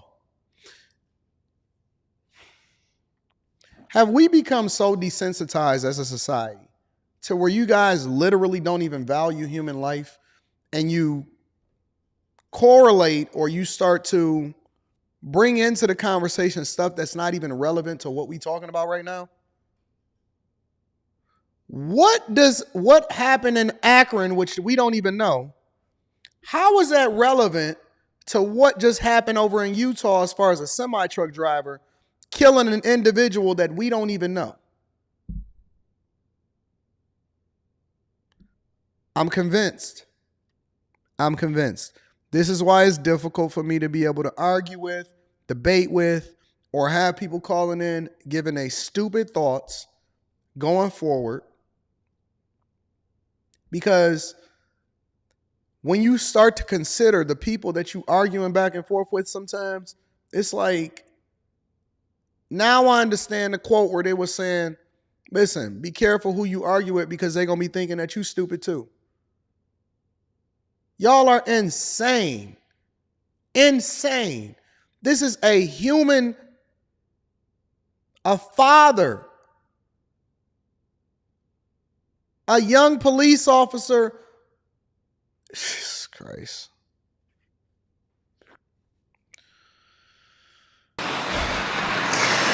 Yeah, he thanked the other agencies in Utah as well as the community for all of their support, asking that we all stand up as one during this difficult time. And Santaquin Mayor Dan Olson also spoke today, saying that this really is... This is why I use these as an example in order to illustrate a point, but this is why I don't do call-ins on Wednesday night no more.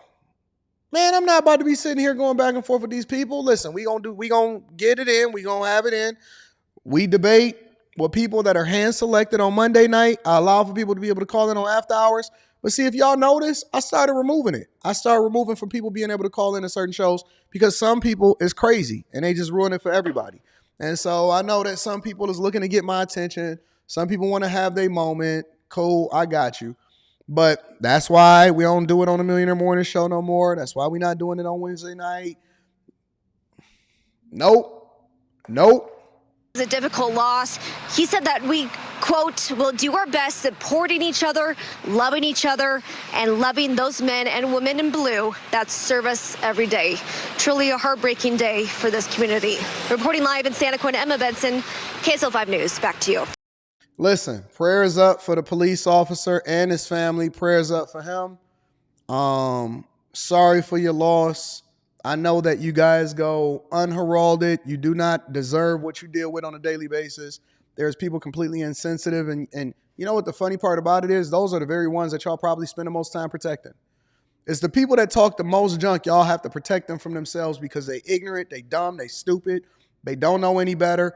y'all don't really have anybody on these platforms to speak up on y'all behalf until something happens. But I want to spend my time and take a little bit of my time out today in order to acknowledge you guys and let you know that you are appreciated. You guys put y'all lives on the line.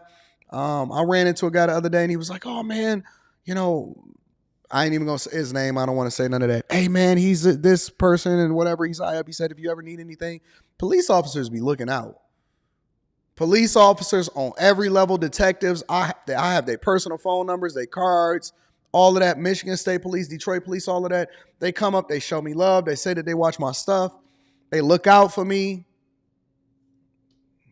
We appreciate you. Real talk. And if there's anything that I could do, then y'all just let me know. But I do. I have a certain level of respect for police officers that I'm assuming that most people just don't.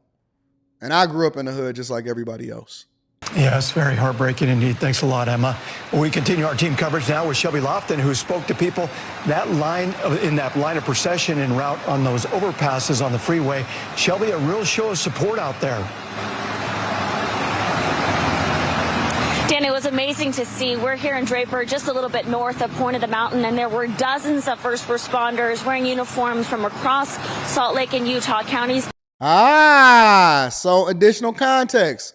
The dude in Akron, he wasn't killed. He got shot in his wrist because he was running around pointing a fake gun at people. Get the story straight. You see that?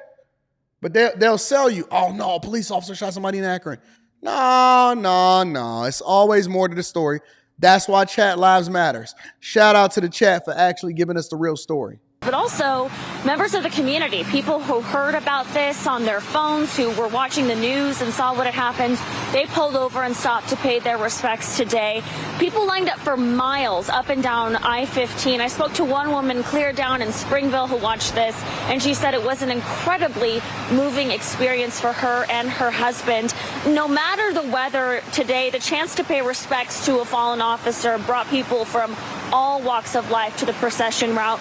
We saw first responders from several departments park their vehicles with their lights flashing. Draper City firefighters draped the American flag across the overpass as this escort drove underneath.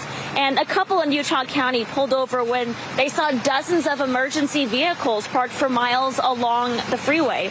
Leslie Lundgren told me they stood alongside strangers who took off their hats and silently watched as this procession drove by. One man stood holding an American flag. She said moments before those cars came through carrying the body of this fallen officer, something powerful happened. It's unfortunate. Again, I never want to see a person that is in service or in duty or on a job lose their life to a senseless killing and somebody taking some father or some mother or somebody away from their people. And it's unfortunate. Life is so fragile and we don't even respect it. I'd be glad when Jesus just come and just go ahead and just end all of this, bro. Real talk. I wouldn't complain. I certainly would not complain if God just was like, you know what? All right, it's been enough. Let me go ahead and bring this fire and brimstone and just remove these evil humans from themselves because they don't even know how to protect themselves from themselves. I really wouldn't. I wouldn't even trip. Now says you've been motivation for the broke 26-year-old working at McDonald's going for IT certs and medical administration. Shout out to you. Yeah.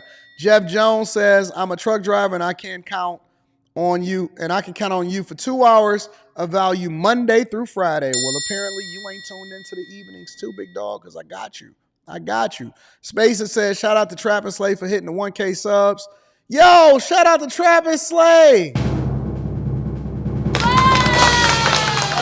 Shout out to Trap and Slay. Make sure y'all go and subscribe to Trap and Slay. Ari, Kojak, all of my friends and family. Boogity says 15-year-old got killed by police in Accra. Hard to feel sorry. Yeah, hard to feel sorry for the 15-year-old. Drake Leo 21 says, woo the system. Peace and pan pizza. Shout out to Drake Leo 21. Also, let me see. Seminole 2014 says people need to learn to separate the person in a position is commendable to want to serve because sometimes you don't get that love back. It's a thankless job, and I'm going to get into that at the end of the show. But in the meantime, we want to make sure that we go ahead and add value into your life. Thank y'all to everybody that contributed to the platform. We appreciate you. We love you. Let's get over into the next part of the show. So Charles Barkley, y'all.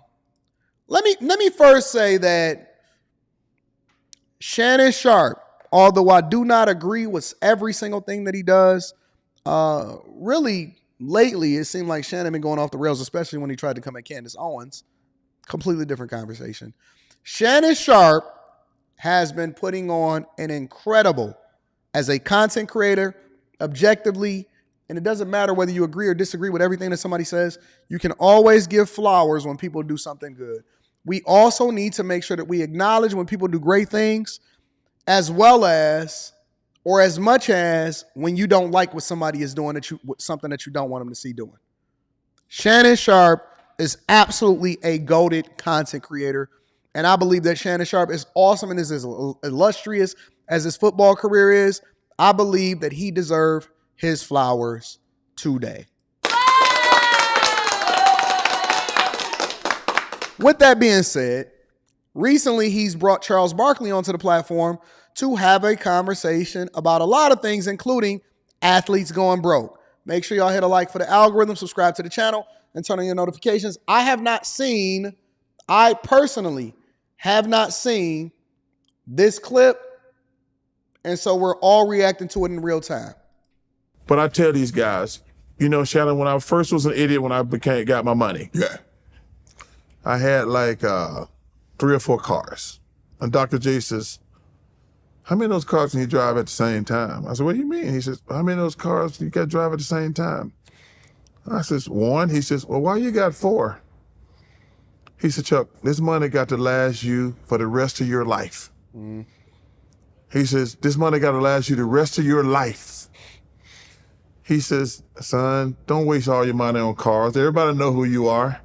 Wow. He said, if you pull up in a Kia,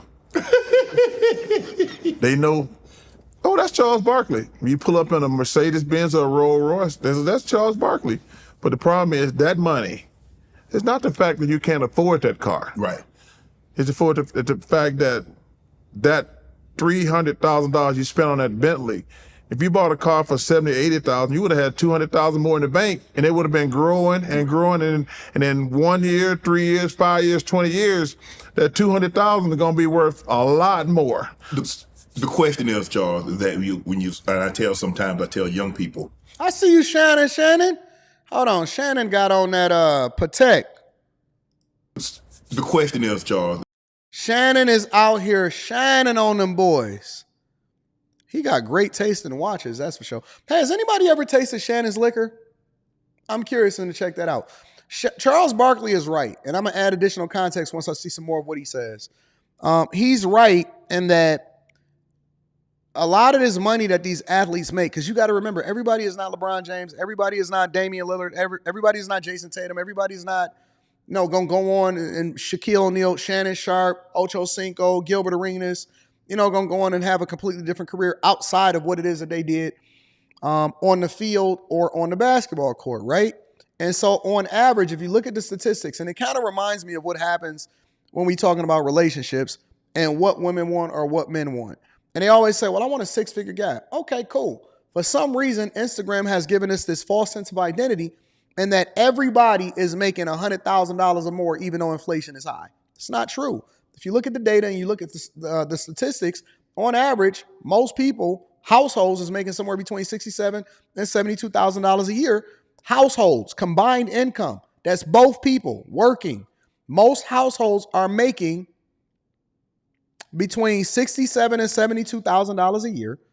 Both people. So that tells me that, hey, somebody is making $50,000 a year in that household. Another person is bringing in some sort of supplemental income. They combine their resources together in order to be able to put it together and be able to build this legacy.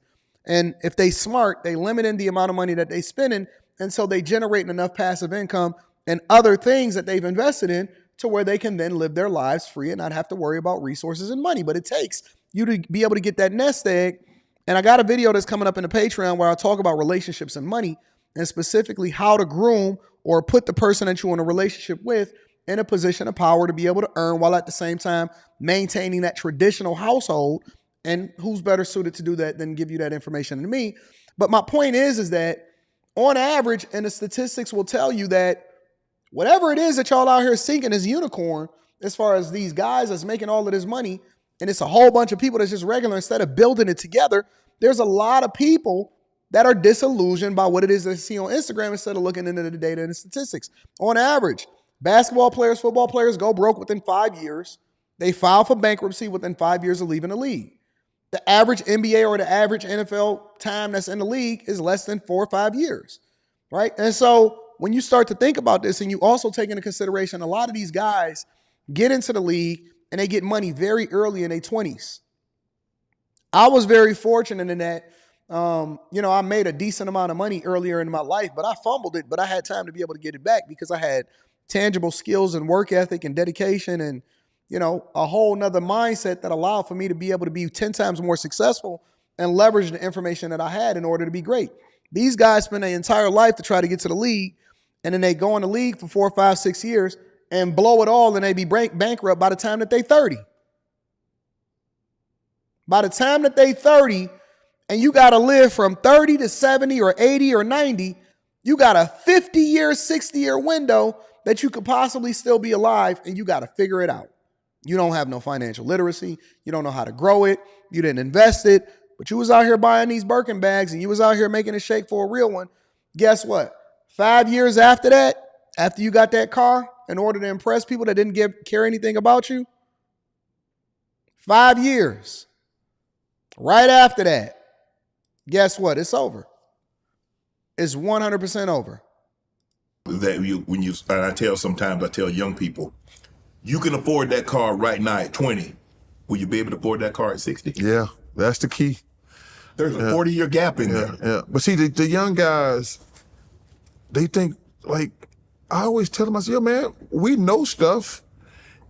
I ain't trying to hate on no young guy. But I'm trying to, because I don't want you to be on that list. What list is that? 80% of professional athletes go broke. I don't want you on that list. Where are they now? Yeah, well, they don't care because they're going to say, we don't want to hear what you got to say. You done already had your time.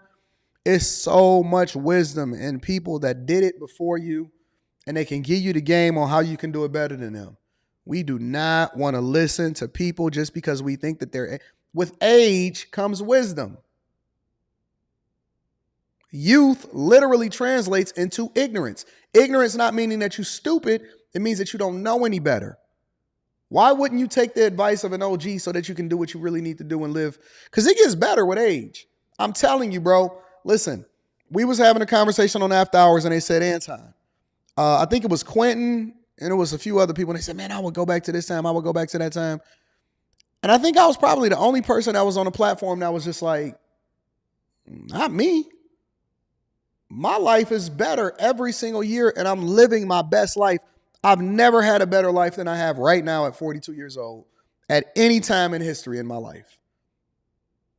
2024 so far, the beginning of 2024, has been better than 2023, has been better than 2023 was better than 2022.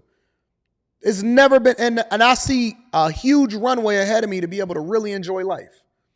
It gets way better as you get older. Like, yo, this money, you're 20. Mm-hmm. When you're 55, how much money you gonna have left? Mm-hmm. That's the key. Especially living life. If you're living a lifestyle right now, don't you want to live that lifestyle for the rest of your life? I mean, I don't want to be poor. I've been poor. Yeah. Hey, I know what it's like to eat raccoon, possum, sardines, Vienna sausages, pig ears, pigtails, pig feet. I don't want to eat that no more, Chuck, unless I want to. I don't want to have to eat it out of necessity. Hey, well, listen, I gotta have my pig feet. You still eat pig feet? I do. Oh yeah, I do. I got pig feet. I get them. I detest and I rebuke pig feet and chitterlings.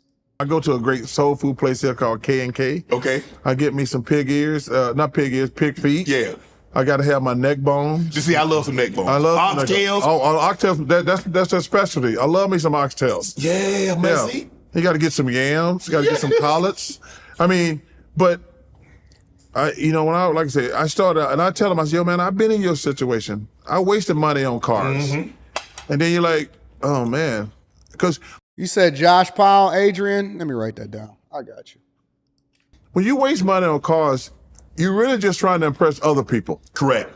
That's what you're doing. That's like when I used to have nice cars, they said, what kind of rims you gonna put on it? I said, what do you mean? They're like, put some rims on it. I said, so if I put rims on it, I'm really trying to impress other people, because I actually can't see the rims when I'm in the car. That's what I tell them. I said, you know I can't see the rims when I'm in the car. Right. So I'm really, that's what Doc said. He said, so you're really trying to impress other people. Right. You don't have to impress people. They already know who the hell you are. Is it because, Charles, a lot of us come from single-family homes, Yeah. we didn't have anything, and this is the first opportunity? Because we don't see the other side. They don't. Yeah. I don't think Peyton Manning went out and bought a Rolls Royce. Yeah. I don't think guys when they obviously they have nice homes and they. Yeah. But I'm saying, because all I wanted when I was like, man, when I saw Miami Vice. And I saw that Ferrari, I said, I'm getting me one of them. And Rolex, I said, I got to get me. So I wanted to that was my way of saying, I've made it. Yeah. There's nothing wrong with having nice stuff. I think that's the disagreement, is that people think that it's something wrong with treating yourself and having something. No, what I'm saying specifically is to move in moderation and be very careful on how you spend your resources. Allocate the majority of it towards things that actually is going to make you money over a period of time, and you'll make way more money long term than the small thing that you think is money now. Don't mortgage your future in order to satisfy your current situation or your current emotions. That's all we saying is that, and when you buy stuff, be very strategic. Okay, is it okay to have a car? Cool, as long as you make sure that you're making your investments work for you, and you got a long-term perspective on what investment looks like. And it's very easy for you to get it early and crash out. Very easy. When you first get that check, you plan for it. It's so funny to hear people a lot of times to say, man, if I had that money, no, you would do the same thing. You already out here tricking off. You can't even manage what you already got. How you gonna sit here and tell me what you would do differently and you having a hard time even being able to? That's why I say be faithful over little, he'll make you ruler over much. Because the logic of it is money don't make you a different person and make you more of what you already are, even when it comes to your spending habits. And so a lot of people, they thought, oh man, I would do it. No, you wouldn't. You would crash out like everybody else, and then you would try to get it on the back end and figure it out later on. Nope. Absolutely not. And so it's okay to have nice things. I believe in being able to have nice things after you take care of your business and you learn how to manage it effectively and you put money into your investments. And then ultimately your investments are the things that's paying for your lifestyle. That's all we saying. And Herm Edwards, because I love cars. That is my thing. Cars and beautiful women. I love to have a view of a beautiful woman in order to be able to inspire me. That is my weakness. And a awesome car. And a great experience as far as where it is that I go and what I deal with. I ain't even gonna lie. I got a whole list of cars that I got on order. I got a 911 that's being built. I love timepieces, but I also understand that these appreciate with value over a period of time, so they hold their value, and it's a great asset to own. And I can leverage it against inflation.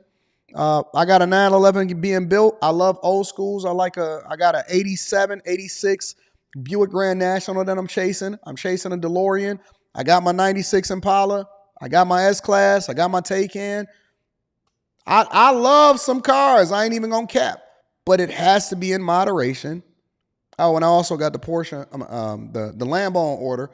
But it has to be in moderation so that we can ensure that we're still continuing to build upon the principle and we're letting the interest or the residual value of what it is that we build pay for the lifestyle. We stayed down for 10 plus years before we start spending a dime. Somebody I really like and admire, he says, you can have one car. You don't need 5. You don't need a bunch of houses. No. He says, I live by the one model. You need one, that's good enough. And like I say, and the young black kids, and I'm talking to them, man, save your money. Yes. And another thing, you don't have to take care of all your family and friends. For some reason, black people, myself included, I used to be like, my financial people told me, why are you taking care of? Somebody said, is that moderation, Anton? Oh, it's moderation based off of how much I make. See, my moderation and your moderation is a little bit different. See, when I was living for free because my father was the maintenance guy of an apartment, they said that I was stupid for not jumping out there and not living according to what it was that I was generating in revenue. See, when I was staying down and I was living for free and I lived 2 doors down from my parents, or when I moved back into my parents' basement, ain't nobody had nothing to say. And then now that the investments and the fact that we build homes and we generate a crazy amount of revenue every single month, that's my moderation. See, you got to act your wage. You got to act your wage. Your moderation and my moderation is different. And my moderation in the 2012, 2011, 2013, 14 is different than my moderation 10 years after that. It's levels to this. You got to stay in your lane, okay? There are 7, 8 people. I'm like, well, he said, no. No, you don't have to take care of everybody. Right. Because you're going to go broke. Mm-hmm. You know, so no, I tell these young kids, yo, man, if you want to do something nice for your mom and dad, you want to do something nice for a brother or sister, that's fine. They don't have to be on the payroll. Right. You don't, you don't owe them. That was their job to take care of you. But if you want to do something nice for them, that's fine. Grant Hill, his mom. Yeah. Rest in peace. Gave me the best advice ever. I said, because we were at the Olympics actually here in Atlanta in '96. And her and Calvin had came down for a couple games. They said, well, Chuck, we're gonna be here a couple days and we got to get back to work. And I said, Grant just signed the first $100 million contract in NBA history. She says, sit your ass down, Charles. I said, Miss Hill. He said, Charles, I'm gonna just give you some advice. Do not start taking care of your family and friends because number one, they're never gonna stop. Facts. And it's gonna ruin all your relationships. Mm-hmm. I said, what do you mean? He says, when you start giving people money, they're never gonna ask you for money one time. Right. But she said, the second thing is, no matter what you do for them, the first time you tell them no, they hate you. And I said, what?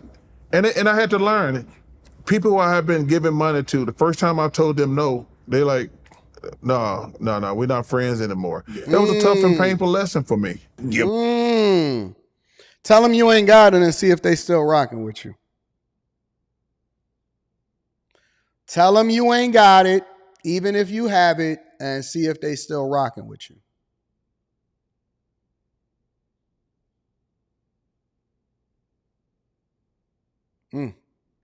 Junior Bridgman, some credit too. People don't know who that is. Well, every time I see Junior, I say thank you because Magic is kind of taking over now. Oh, yes. But Junior was a good player, but his portfolio, owning all those restaurants, probably being the first billionaire athlete, to be honest with you. Him, Dave Bing, and also is amazing businessman. Right. But every time I see Junior Bridgman, like, for a guy who didn't make a ton of money. That's what's so impressive. Yeah, and didn't have the name. Didn't have the name to learn how to. Quentin, are you hitting on my girl Messi? Now, you know, she too pretty for me to be letting that. Okay, listen, I know y'all like to do what y'all do inside of the chat. I'm paying attention to y'all, though. Handle business. And he's probably got 500 to 1,000 restaurants now. Somebody in the chat says, Anton, you know that you're privileged.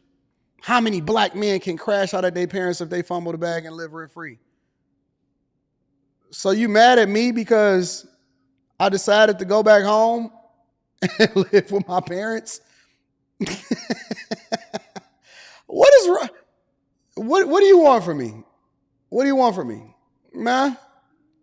Because even after I started getting a whole lot more money again, I still was living for free. That's the key. It's not, life is 10, my father always said, life is 10% of what happens to you and 90% of how you react to it. Listen, are you mad at me or are you mad at your parents for putting you in a position to not really be able to lean back on them and go back home? Don't be mad at me. Get mad at your own parents. That's not my problem. Get you a roommate. Go crash with auntie and them. Be uncomfortable for a second. That's a you problem, not a me problem. I had options. I said, that basement is looking real spiffy. Let me go ahead and give my cars back to the finance company. I got my cars repossessed. And I said, well, we're going to build this from scratch and we're going to do it a little bit differently this time. That's not my problem. That's not my problem. And like, does it so low key. Mm-hmm. Does it so low key. Like every time I'm around here, I try to pick his brain. Right. Because the one, like, it's different now. because these guys make so much money. Yeah. I said, back in our day, I says, dude, and I'm not poo-pooing on this either. I want to make it clear, because when I say it, it's gonna sound stupid. The most money I made was $5 million. Mm-hmm. That was my last year. Right. I says, now that's below the minimum. I says, to be a businessman in our day and become a billionaire, you are great at business. Right. You are great at business. And he wasn't a name. People wanted to attach themselves to Magic. Yes. People wanted to attach themselves to Mike. Yes. He was Junior Bridgman. Just a great businessman and a good dude. Here's to me is one of the greatest stories ever. And if I was the NBA, I would bring him in every year to my teams, and say, guys, because what people don't understand, everybody on an NBA team or NFL team ain't making a lot of money.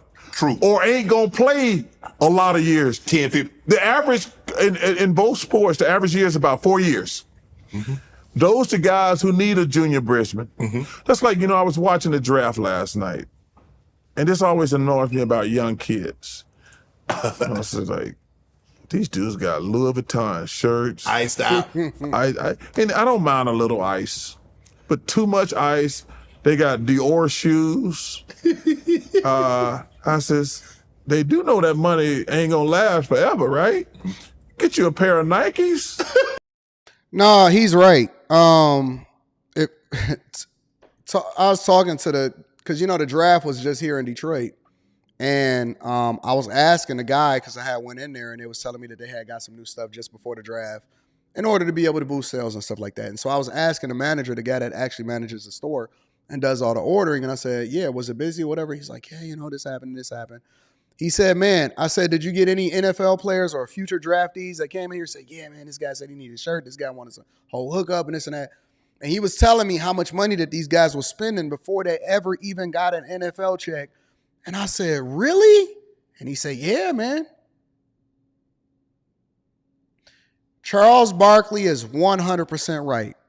These guys are spending money before they even make it, before they even get drafted. They are already spending money. I'm telling you, it is going to be.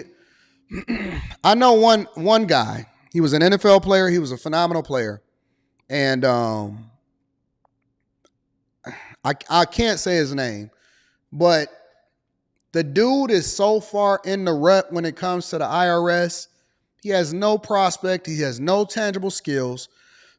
He was a great athlete. He was a phenomenal college player, a phenomenal, not so much great NFL player. His NFL career didn't pan out the way that everybody thought it was. But the dude is up to his eyeballs in debt, child support, and taxes that he owes to the IRS. He will never, until the day that he dies, he will never, ever get out of that debt. He got to hit the lottery to get out of the debt. The dude is literally living off of his reputation. And he's a younger guy. He will never get out of that debt. And he keep getting hoes pregnant. Whole nother conversation.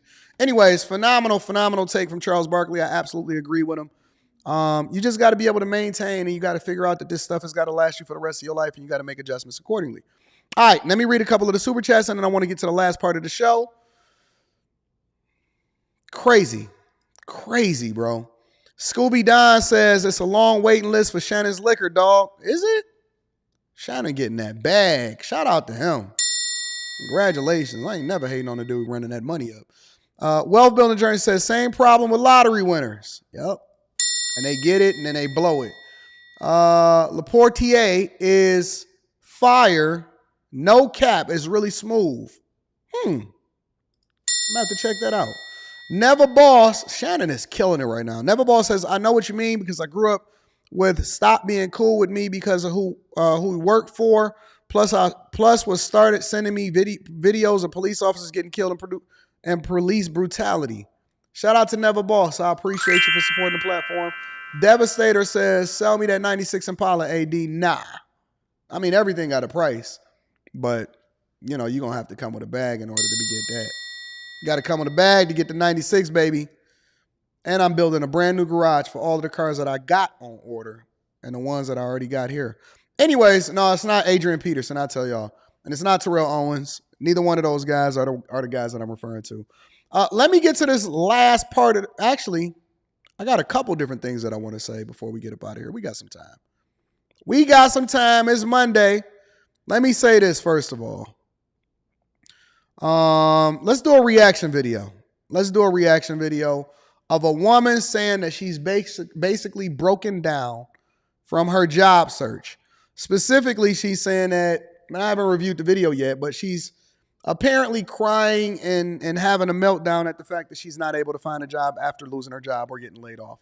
Make sure you hit a like for the algorithm, subscribe to the channel, and turn on your notifications. Let's see if we can get through this fairly quickly. And you may be wondering, just at the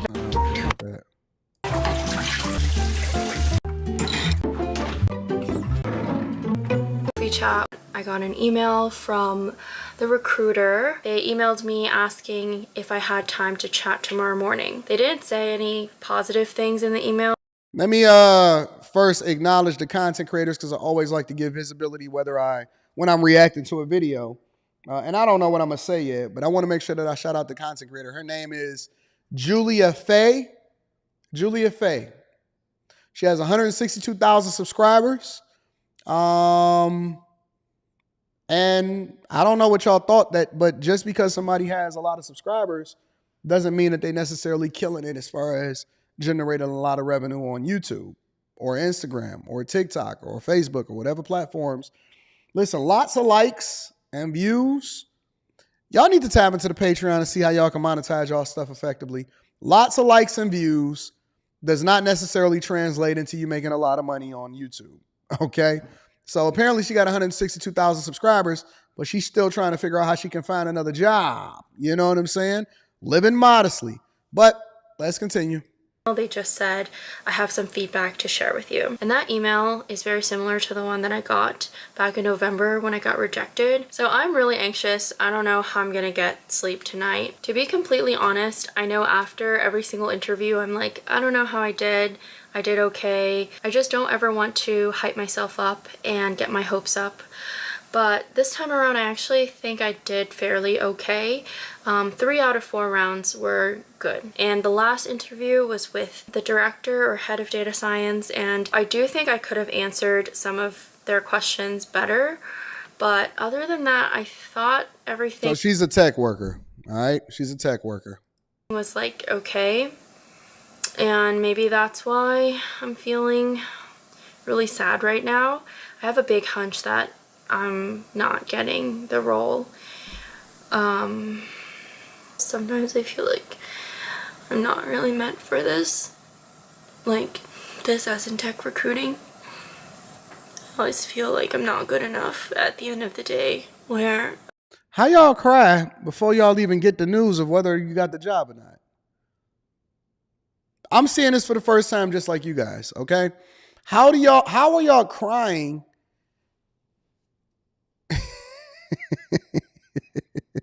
I'm sorry, man. You know, like we done been through it. If you was born in the 80s, I was born in the 82, and you seen the dot-com bubble burst and the 2008 recession and the pandemic and all of this other stuff, and I see these young people, and I know they don't know no better, and so they live in a cupcake life, and they've been given money from the Biden administration, and they've been in tech, and everybody's been celebrating them their whole life, and they've been giving them participation trophies. So it's a little bit different. You know, they don't know, you know, what it's like out here in these streets yet. And so even after they interview and they don't think that they did good on the interview, they already crying tears.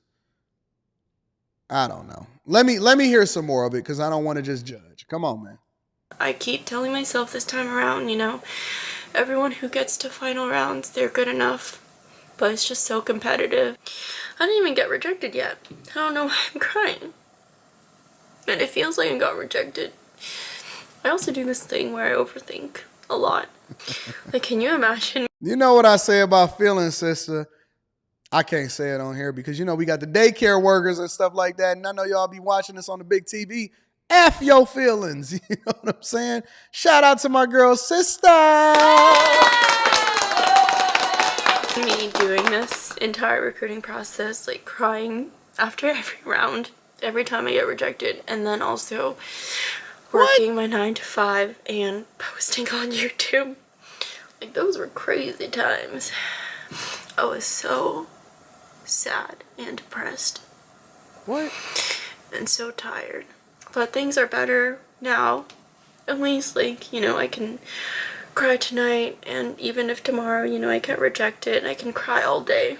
And I don't have to worry about people paying me at work.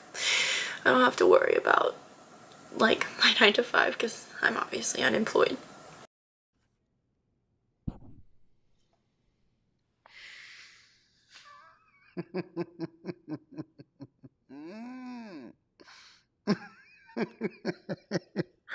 What?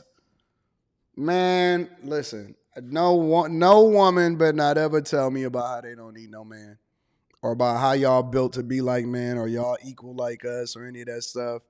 Man, shut that down right away. I don't want to hear nothing else from y'all saying that y'all tougher than us, y'all stronger than us. Even these younger people, man, y'all not built like us. Y'all are not built like this. This is Cupcake Station, baby. This is all, y'all crying. Y'all anticipate crying all day if you don't get the job? What? Oh my God. Y'all not even ready for the workforce like that. And she got 162,000 subscribers. So there's a plus side to this situation, I guess. Baby girl, what's your name again? Julia Faye. Shout out to Julia Faye. Thank you for giving us this great content. You're going to have to put your big girl panties on, baby. You're going to have to put your big girl panties on, baby. These streets don't love you. That's beautiful. It's called capitalism. Okay, stop whimpering.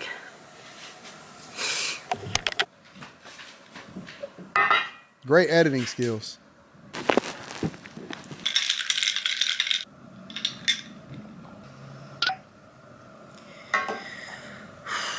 I didn't know this is pretty good. She got great content.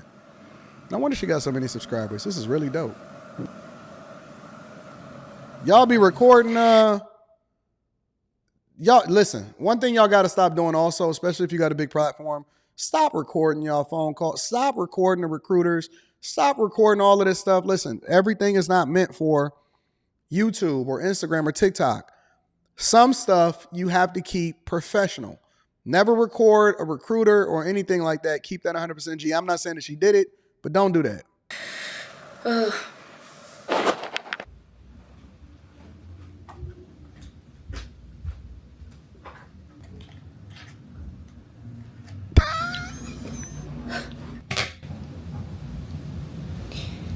Hello?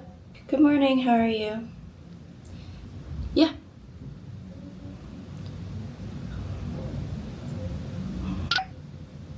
Uh-oh, she about to start crying.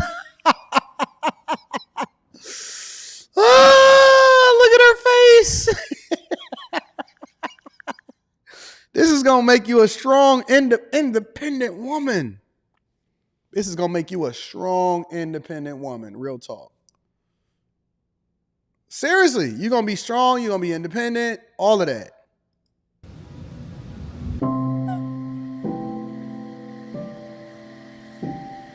Yeah. What was that thing that she just did in the beginning? Hold on. Yeah. What was that?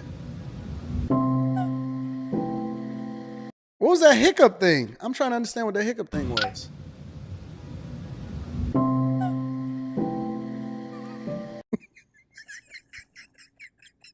Yo, these videos are better. These are better than the videos that y'all be sending me on Instagram and TikTok. Y'all, listen. You guys have permission to send me more videos of people saying that they having problems finding jobs, laid off, they don't know how to manage their money correctly, they got high car notes. Send me those videos.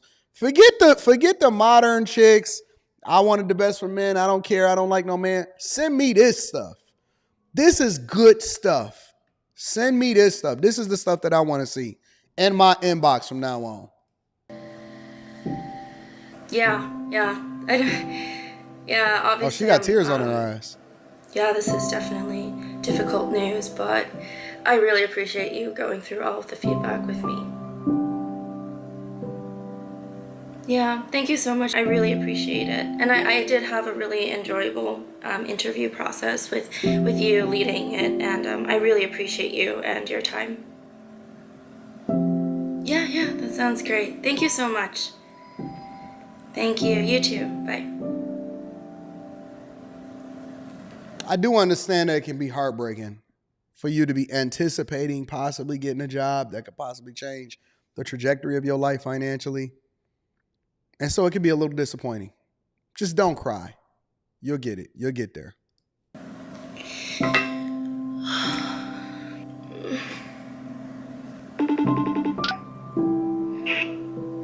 She got a boyfriend. It's literally the exact same situation as last time, where they just said one person was a little better than me. Yeah. And then the recruiter said that usually when he calls people to reject them, he has so much like actionable feedback. And he said, I don't have any actionable feedback for you because I think you did amazing. And I just didn't know what to say. I don't know why I've had so much difficulty passing. Like, the behavioral rounds, like, I don't know when I'm gonna be good enough. So it's only your first rejection this year. Yeah, it's a first rejection, but like, I mean, it took 5 weeks. Like, it kind of sucks. 5 weeks. 5 weeks? That's it? Man, you don't even know what being laid off feel like without having no kind of prospects whatsoever. 5 weeks? Man, dog. Try having a newborn baby, literally born in February 2008 with a wife depending on you, no money, giving your cars back to the dealership. Man, listen, you can't tell me nothing. It's nothing that I feel like I'm built for everything now. I believe personally that I am built to take on that's why I don't care. That's why I move with such reckless abandonment, is because when you lose it all and you got it all back, it's like, what you gonna tell me, bro? You can't tell me much no more because I lost it all and I got it all back. No, I'm the GOAT. You gonna personally feel like you're the GOAT. This is good for her. I think that this is good for her. I think that everybody needs to suffer and be rejected. And then ultimately they become a better person as a result of it. In like so many hours. Yeah, it sounds like there's nothing you can actually improve on. But I would take it as a good thing. See, you're giving her the good advice. I just need to come across the right fit for me. You know, if they give you feedback like that, maybe you wouldn't be as happy working under that team. It's okay. It's only the first one. You better start door dashing, Uber Eats, Grubhub. What up, though? What's happening out there? Interesting.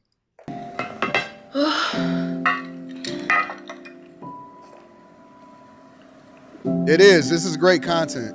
This is really good craft content.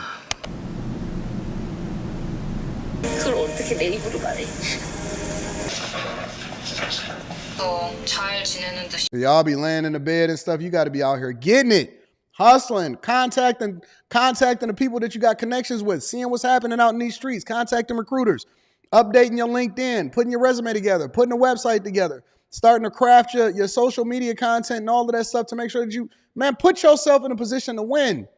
Start commenting on stuff and reaching out to people and looking at the glass door of what it is that you want to get into and refreshing your skills and getting your certifications. You got to get out the bed. Come on. You got to get out the bed and go with your Tommy Hilfiger pillow.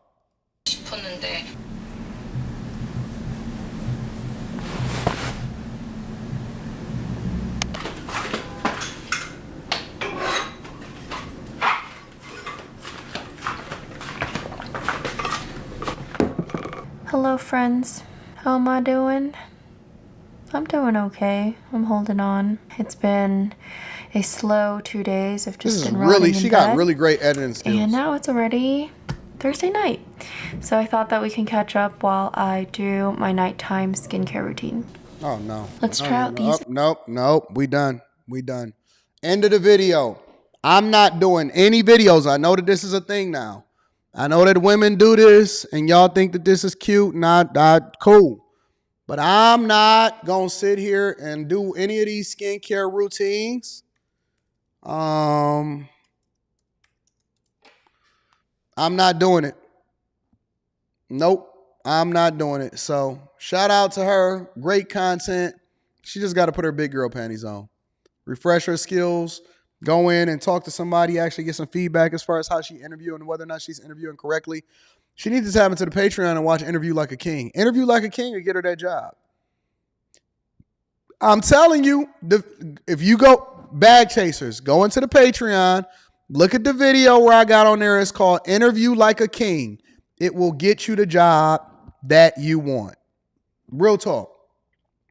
Bag Chasers swear by it. It's really a thing. But shout out to her, man. Shout out to her. Listen. I got some thoughts that I want to share with you guys before we get up out of here. Because I think that you guys need it. At some point, y'all going to have to realize that you need help. You are not as good as you thought that you were. Ladies, I am specifically targeting this message for you. You need help. I don't know where y'all got this from as far as y'all thinking that y'all can do it without men. I don't know where y'all started getting y'all information in which people are trying to tell y'all that y'all better than what y'all really are. We all need help. But women, listen. And I'm inspired to tell you this because I read some data and some statistics today that really, really bothered me. It bothered me to my core. Did you know what it said? It said that the majority of the people that's being evicted in Atlanta and Arizona and Philadelphia and New York are women. That they are getting the majority of the debt. They are the ones that are applying for student loan forgiveness the most because they hold the most debt. I talk to guys on a regular basis in which they say, Anton, this woman is awesome. She's beautiful. She's submissive. She's gorgeous. She has the right attitude. I want to marry her. And then I have to break his heart. You know why I break his heart? Because he then gives me some additional information and some context that he didn't want to share. I said, okay, what are we missing here? And I already know what I'm going to ask him. I say, what are we missing here? And he said, what do you mean? I said, what are we missing? You telling me all of the good, but you ain't telling me none of the bad. Oh, she don't really have no flaws. She don't really have no issues. So what does she do for a living? He tells me. What does she make? He tells me. Usually it's somewhere around $50,000 a year. Well, what is her student loan debt? That's when he get quiet, put his head down. 130,000, 140,000, 80,000. I seen one guy, he told me, he said 200,000 plus. I said, wait a minute. I've been coaching you for all of this time, big dog. And we've been hammering, hitting home, beating up on this student loan debt, so on and so forth, and all of this stuff. He said, yeah. And I said, and you've been telling me that you've been having problems with your girl because she's been wanting you to go out and you've had to change up your habits. Have you been communicating how important it is for you to pay off the student loan debt so that you can take care of your business? He said, yeah, it's been some pushback, but she's still here. I said, okay, cool, I got you. I said, so what has she been doing throughout this time as far as leveraging the information that I've been sharing with you on how you should get rid of this and how you should move this? Has she been lockstep and doing the same thing for herself? Nah. Well, what you gonna do when y'all get married? She said she wanna be a stay-at-home wife. You do know that student loan debt don't go away though, right? The minute that you marry her, that becomes your debt. He said, ooh. I said, yeah.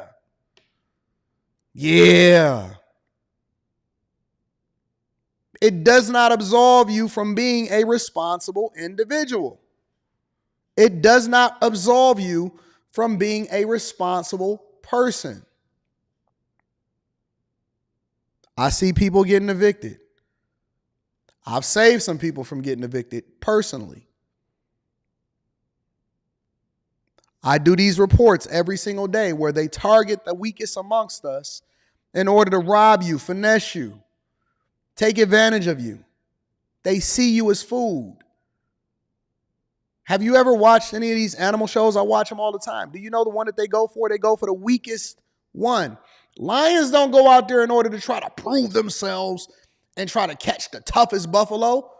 They get the little weakling. The one that be like, eh. They get the weakest one. Whatever it is that feeds their belly, that's what they get. And you know what's happening out here in these streets? It's the same thing. The weakest link are the ones that are getting picked off. And they keep selling y'all on this idea, and it's usually coming from other people that are trying to put you in the same position as them because they don't want to see you happy. They don't want to see you successful. They don't want to see you winning without them. They gonna show you some love as long as you slightly under them. But the minute that you align yourself with the right guy, or you start changing your life, or you get married, then they're going to look at you funny and they're going to start holding you accountable. And then it happens to men too. It happens to men too. But this message is for the ladies because men understand that there's going to be some pushback and we're willing to deal with the consequences that come along with whatever it is that we held accountable for, because that's what we're conditioned to do. Maybe not so much in this coddled society, but that's the way we're conditioned to understand how life goes. You suffer. There is nobody to save you. Guess what? She can call her boyfriend, and it's a possibility that her boyfriend is going to help her. I can't call you because there's nothing that you can do for me. So I got to get it out the mud. And what that's done is it's built up a level of resilience because God has basically conditioned us and put us in this position where we have to understand that we have to make the unfortunate decision of putting ourselves last so that we can prepare ourselves for the possibility of taking care of everybody else. Real talk. Every once in a while, I get my daughter that comes up to me, or I get my wife that comes up to me and she says, thank you. Thank you. I appreciate you. You know why? You know why? I'll give you an example. Do you know why? And this is the honest to God truth.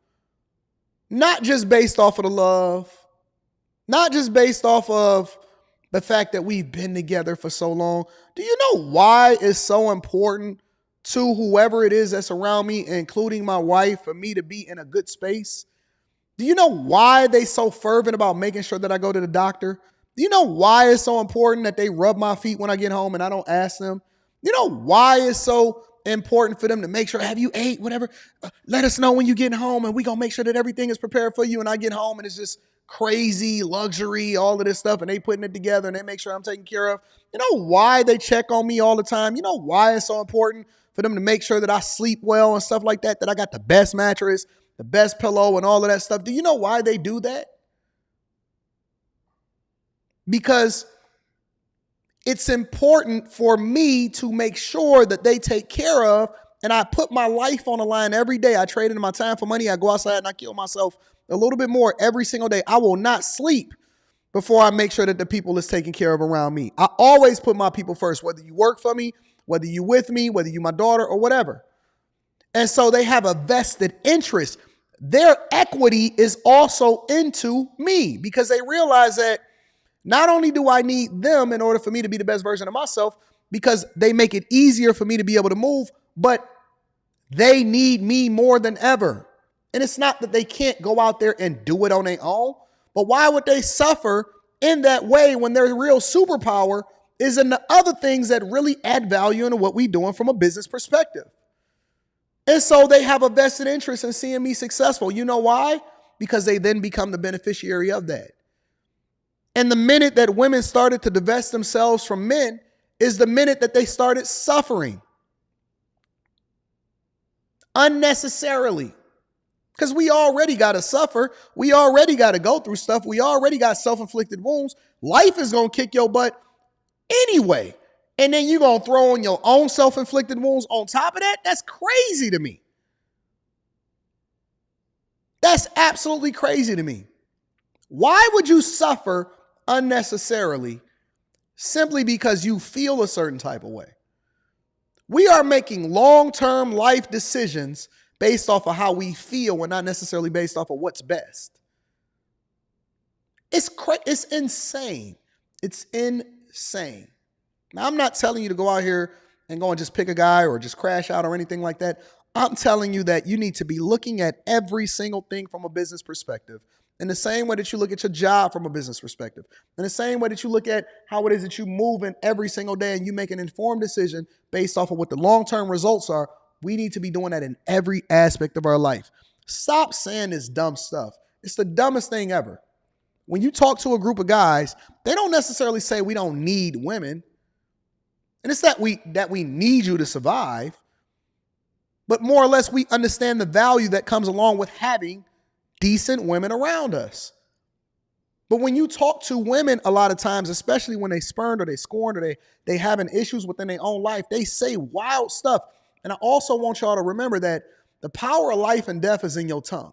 And whatever it is that you profess out into the world usually translate into your real life. So when you say these wild things, not only are you manifesting it in real life, but you're conditioning your mind to go after it. When you say these wild things, you're conditioning yourself to manifest it because you start to put into action how you moving and it translates into your real life. That's where the faith in it works. You putting your faith in something that's not going to be fruitful for you. You're planting your seeds and it's not going to bear good fruit. And we have a finite amount of time on this earth. Why not spend your time or your monies or your resources doing things that's actually going to be in your best interest? You're mortgaging your future for how you feel right now, and you absolutely positively are going in the wrong direction. The first thing you got to do is you got to change your mentality. Second thing you got to do is you got to align yourself with a group of people that's going in the direction that you're going in. The third thing that you got to do is mind your tongue. That wicked, that evil, that ugly, that stupid tongue is going to be the end of you if you don't get some control over it. Your tongue, your mouth, that is one of the most dangerous things that you got on your body. You talk too much. And you need to get some control. But we're going to get you together. We're going to get you together. One thing that we do over here on the Millionaire Morning Show and in the Patreon, make sure y'all tap into the Patreon. Link is in the description as well as pinned to the top of the chat. The one thing that we do over here is that we get you together in its entirety. It's not just the money. It's not just stocks. It's not just politics. It's not just the news. It's not just what city you move to. It's not just how it is that you can run up a bag. It's whether or not you can develop the good character that'll keep you once you get to the money and the resources. And then when you develop in a good character, you're going to realize that seek ye first the kingdom of God and his righteousness, and everything else will be added unto you. You're going to realize that you great at what you're going to do, and the money is going to come with it. The greatness is going to come with it. The success is going to come with it. But you got to spend just as much time developing that character and keeping that funky tongue closed as you are trying to get to the bag and being a boss bee. You need us. You need us more than you ever have. Trust me. And we love to have you. It's not like we don't want you. It's just that we prefer to have you a certain way. That's all I'm saying. I love you guys. I appreciate y'all. Y'all are the greatest audience on the face of this earth. Let me read some of the super chats and then we're going to get y'all up out of here for today. Phenomenal Monday show. Tech Coach Ralph says, I put myself on a perpetual performance improvement plan so AD doesn't have to do it for me. My favorite number is 8,760, the number of days in the year, or the number of hours in a year. Yeah. Shout out to my dog, Tech Coach Ralph. Kenya from Cali says, my grandmother always told me, you already have a no. The worst they can say is yes, or the worst they can say is yes, meaning get your feelings about it. Facts. Facts. Biz Q says, these new adults have anxiety and depression galore. It's ridiculous. They built soft as F. Shout out to my girl Biz Q. Devastator is in the building, says, better see if her family jobs are hiring. Now that's racist. Why would you say that? You think that they own a Chinese store? A Chinese food store? A hair salon? Cody Marshall says, I am glad I've got certain things out of my system because I racked up debt. Now I'm much wiser. This is the reason why I listen to people that have means. I now live within my means. Shout out to my dog, Cody Marshall. JC Inc. says, send her a pack of that Tiege, man. Shout out to the Tiege. Amp Stars is in the building. I appreciate you. Amp says, great show, Anton. Stay blessed, everyone who tuned in. Blessings, peace, and blessings. Shout out to my dog, Amp Stars. Enforcer 2K9 says, tell me what you think about me. I bought my own diamonds. I bought my own rings. That's where women get the idea from. Destiny's Child, Beyonce. Tell me what you think about me. Bought my own diamonds. I bought my own rings. Messy. Let me give a round of applause to my girl, Messy.